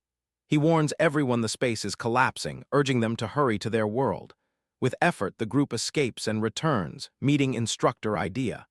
Back at Academy Sitten, Adele reports 21 cadets sent, 4 killed in action. The instructor acknowledges and commends their efforts. She says the fallen cadets will be remembered, then retrieves the flower badge containing the mission's recording from the hero. Other class monitors mock him, blaming his weakness for their teammates' deaths. The hero dismisses them, thinking they'd die instantly on that battlefield. He spots Princess Renee and Lady Diana, who also completed their missions. Seeing his injuries, the princess worries, deciding to take him to the infirmary. However, noticing Luna nearby, the princess turns serious, ordering her away, claiming the hero. Before it escalates, the hero calms her, explaining Luna is just a friend. The princess accepts, leaving him to get treatment. Then, the headmaster gathers everyone. She states the exam was harsh, acknowledging fallen comrades. She instructs students not to cry, but instead, she urges them to strengthen themselves to defeat future enemies. She dismisses them to their dorms for rest. Afterward, Samuel asks if their class is truly weak, given their 4 casualties while others lost none. The hero states their class is stronger than Gwar and Aaron's. However, he regrets that choosing a different mission area might have significantly reduced their losses. But Samuel reassures him there's no need for sadness, it's over. As they talk, Cadet Bolton arrives, noting the hero's injuries. The hero explains his strong opponent made the battle difficult. Bolton mentions his own powerful foe, an old swordsman who eventually collapsed from exhaustion. Hearing this, the hero grows suspicious, recognizing Bolton's target, the famous king of mercenaries. He finds it hard to believe such a warrior would just collapse. Bolton then leaves, telling the hero to heal well as he wants a direct rematch. Once he's gone, the hero tells Samuel that Bolton is incredibly strong, possibly matching the ice monster. He muses that currently only Bolton and Diana can rival the student council.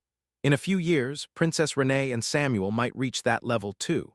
Just then, Lady Fran approaches, speaking as if she's their senior.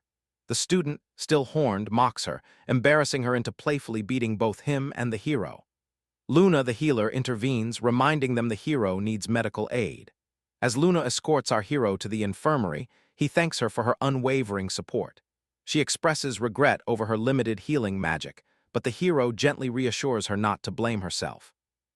He tells her to focus on improving, not dwelling on mistakes. In the infirmary, a female doctor awaits, surprised by 2 half-demons seeking treatment. After examining the hero, she instructs him to lie down. Inspecting his stomach wound, she declares immediate surgery is vital due to its severity. Luna, worried, asks about side effects. The doctor reassures her, no complications will arise. The doctor explains the procedure will take 3 hours, so Luna must wait outside. Meanwhile, in the meeting hall, all instructors, including the headmaster, gather for midterm evaluations. She announces her intent to find the strongest class monitor, ordering flower badge camera footage played. Instructor Aries confidently states the strongest will be from his class or Class E. Instructor Idea agrees, adding that Class C's Demon King's daughter must have displayed incredible power. Aries asserts Bolton remains the strongest in combat and swordsmanship. The magic instructor concurs, noting his rare, historic physical potential. However, a lady instructor dislikes him, finding his smile unsettling like a madman's. Hearing this, Instructor Aries. He also mocks the ladies' class monitor, none other than our hero, Adele. As their argument escalates, a staff member announces preparations are complete. Recordings will now play, starting with Class E. The footage reveals Bolton battling the formidable mercenary king. Instructors are surprised by his effortless handling of the opponent, showcasing exceptional combat skill. As the mercenary king prepares a final strike, Bolton hasn't fully infused his fighting will. Some instructors note he can already imbue weapons with fighting will, a technique only recently learned before midterms. Upon his victory, they acknowledge his outstanding performance. Next, Class D's footage shows Aaron, the monitor, easily handling newly formed knights. However, they criticize his weak leadership and tendency to sleep during missions. Afterward, they proceed to Instructor Aries' class footage. Here, Princess Renee and Lady Diana play active, crucial roles. Instructors are impressed by the princess's swordsmanship and power. However, they soon realize her opponent is no ordinary foe, a sixth circle mage already wreaking havoc. Lady Diana then steps in, blocking a powerful attack with one hand. Instructors note her crown suppresses her power, yet she effortlessly defeats the mage. Witnessing this, the magic instructor remarks only one cadet might match her magic at this level, whose footage will appear later. Next, they review Class B's mission, where Cadet Gwar, as senior, leads with strict discipline. Instructors acknowledge his leadership and command ability. Finally, it's Class A's turn with our hero as monitor. However, the lady instructor feels a pang, knowing this footage will reveal 4 cadet deaths. As footage begins, instructors are utterly surprised to see the Imperial Academy for the first time. They watch Adele, guided by a secret map from the lady instructor, lead his team directly to a hidden domain. Upon arrival, multiple entrances are visible, but the hero spots a hidden passage others miss. Instructor Aries is confused. How does the hero know so much about a new place? The magic instructor explains his exceptional mana sensitivity. His ability to detect hidden magic structures was key. Instructor Aries argued the hero was assigned the easiest area, yet 4 cadets died and others were injured, proving the hero's failure. The lady instructor countered that the hero himself was gravely wounded. However, the headmaster sided with Aries for now, noting they'd only seen the footage's beginning. They must watch more footage before judging. Meanwhile, at the infirmary, Adele awoke post-surgery, his wounds properly treated. The doctor offered soup for stamina, asking about pain. Adele felt fine. She advised avoiding strenuous activity for weeks until full recovery. Adele mused there was no need to push himself, as midterms were over. However, Adele suddenly remembered finals were approaching, unsure when. He tried asking Samuel, but he was asleep. He then asked the doctor if Luna visited. The doctor explained Luna waited anxiously for 3 hours, then rushed in post-surgery to heal him with her rare demonic magic, despite lacking formal medical knowledge. The doctor offered to teach Luna proper medical skills. Adele was amazed. The doctor stated Luna combining her natural healing with medical knowledge would be a highly valuable asset. She then left, advising more rest. Adele realized this was a major opportunity for Luna and a great benefit for his future battles. Meanwhile, instructors finished Adele's mission footage. Instructor Idea confirmed the hero wasn't a spy. The magic instructor added that defeating a 5th circle mage alone proved his significant strength. Instructor Aries remained doubtful. However, the lady instructor highlighted the hero's remarkable willingness to risk his life for teammates. They also discussed the Ice Hammer Cadet, an unexpectedly dangerous opponent from the Imperial Academy. The archer's abilities also far exceeded expectations, proving they'd underestimated the academy. The headmaster then revealed Adele's direct opponent was stronger than the mercenary king. Instructors realized their easiest area was actually one of the most dangerous. She added, Any other group, besides Bolton and Diana's classes, would likely have been wiped out there. The instructors then understood the hero coordinated well, ensuring their safe retreat. The headmaster commented Class A's practical score wouldn't differ much between her and other instructors' evaluations. She ended the meeting, instructing final score submissions. Meanwhile, Adele thanked the doctor for her care, feeling much better, and decided to leave the infirmary. Before he went, the doctor informed him an instructor had sought him earlier. Outside, Adele wondered who, deciding to bathe and rest first. Suddenly, the sparrow appeared, surprising him. But it wasn't alone, instructor Ares was there. Seeing him, Adele tried to leave, but Ares stopped him, needing to discuss something important. Adele felt confused, fearing questions about the poisoned snake. However, instead, Ares revealed he'd reviewed all mission footage. He acknowledged Adele risked his life for comrades, calling it good. Ares extended a hand for a handshake. Adele, surprised, accepted, forming a friendly bond. Ares left, advising recovery before finals. Later, the lady instructor visited Ares, commenting he must have met Adele, reminding him she'd asked him to. She'd appointed Adele class monitor due to his talent. Ares admitted the hero was stronger than expected, but suggested such strength could become a future threat. The lady left, and he told her to proceed with the headmaster's assignment. As she departed, he pondered if the hero was an asset or danger, noting his combat performance exceeded all expectations. He realized he must prepare for several matters. For now, the higher-ups ponder Adele's punishment for breaking Satan's rules. Meanwhile, Adele finally enjoys a proper bath, a luxury he hasn't had in ages. He notices Samuel, still in horn form, hasn't stirred. Though relieved to be back from the human world alive and having gained 20% of his original power, Adele senses a loss. If this continues, his grand plan might just unravel. Adele resolves to grow stronger and empower his teammates for their safety, knowing the next Imperial Academy encounter will be perilous. After his bath, he consults the information paper. To achieve his goals, he needs the original Adele's monocultivation technique. He requests a suitable method for his current body, but the paper reveals a steep price for such knowledge. A legendary artifact, or 10,000 gold coins. Adele is stunned but quickly realizes high midterm scores grant access to Satan's weapon vault, holding far greater treasures. The only hurdle, instructor Ares' grading.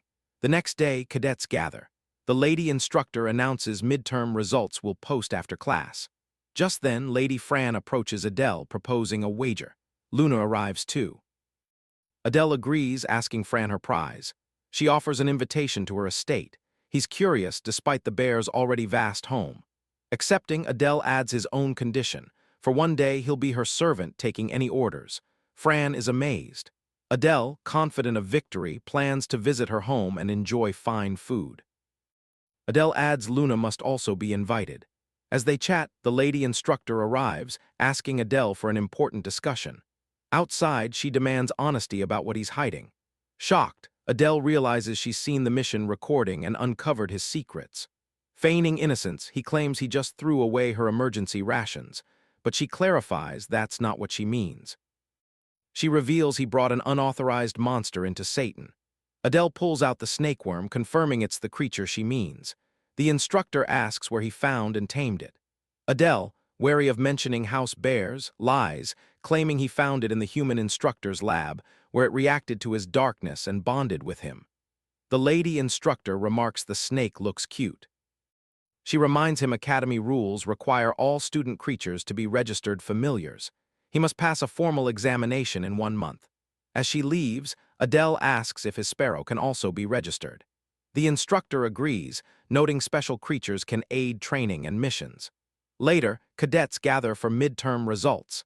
Adele notices Luna looks worried. Luna explains she needs a high score for a scholarship.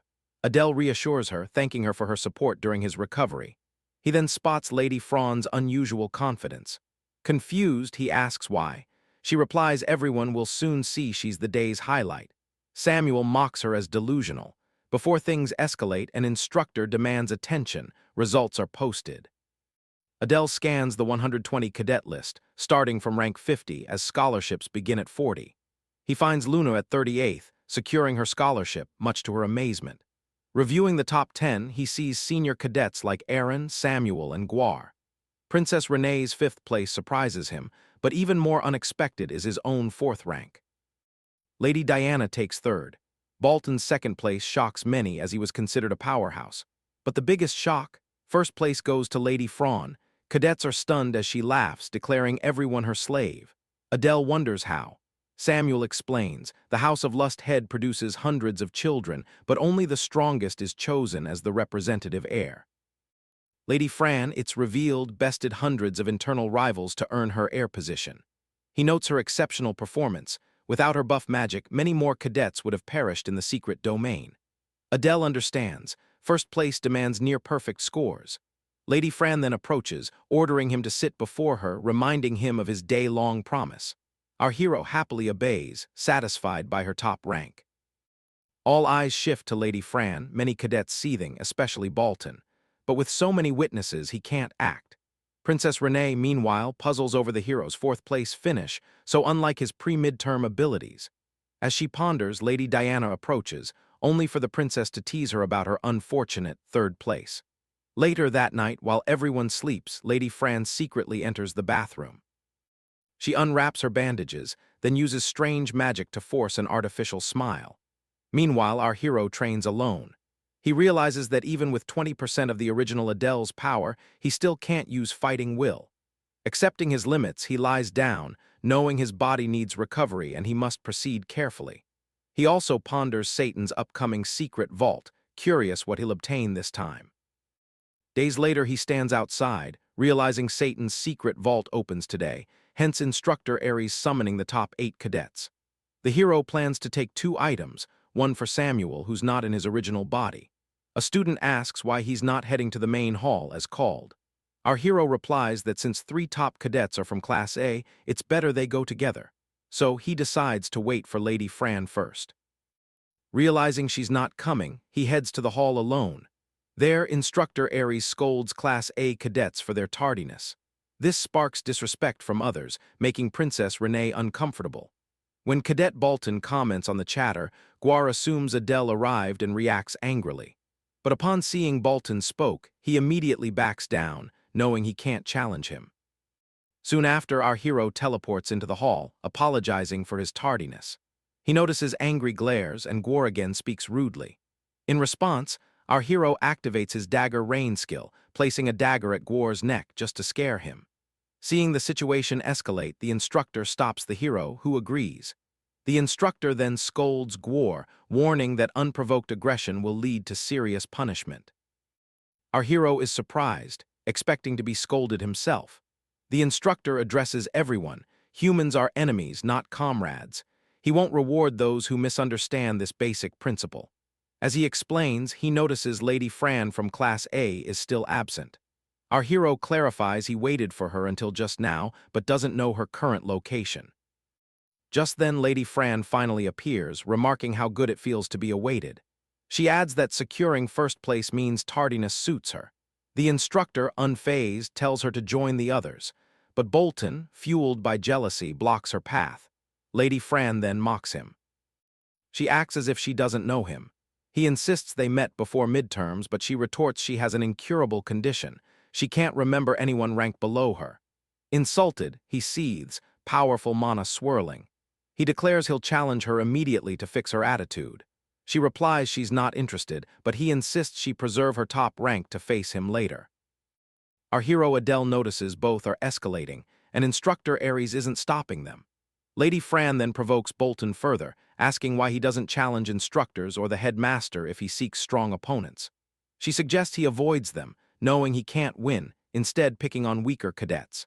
As the situation worsens, our hero steps forward to intervene, aware a serious fight could cause severe injuries. At that moment, the instructor finally ordered them to cease their disturbance, and Bolton calmed. He then shifted to the secret vault, explaining entry was usually by rank. However, last exam, he assigned the order arbitrarily, disadvantaging later entrants.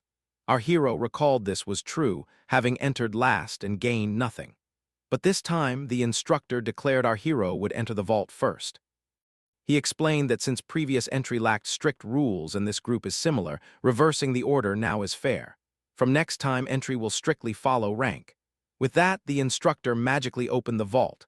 Adele hoped luck would finally grant him the original Adele's mana cultivation technique. Samuel noticed his amazement, asking why he looked so stunned. The hero countered, "Aren't you excited about the treasures?" Samuel replied he couldn't use any treasures in his current form. Our hero Adele reassured him he'd recover soon. Adele thought this was his second vault chance, eagerly anticipating his gains this time.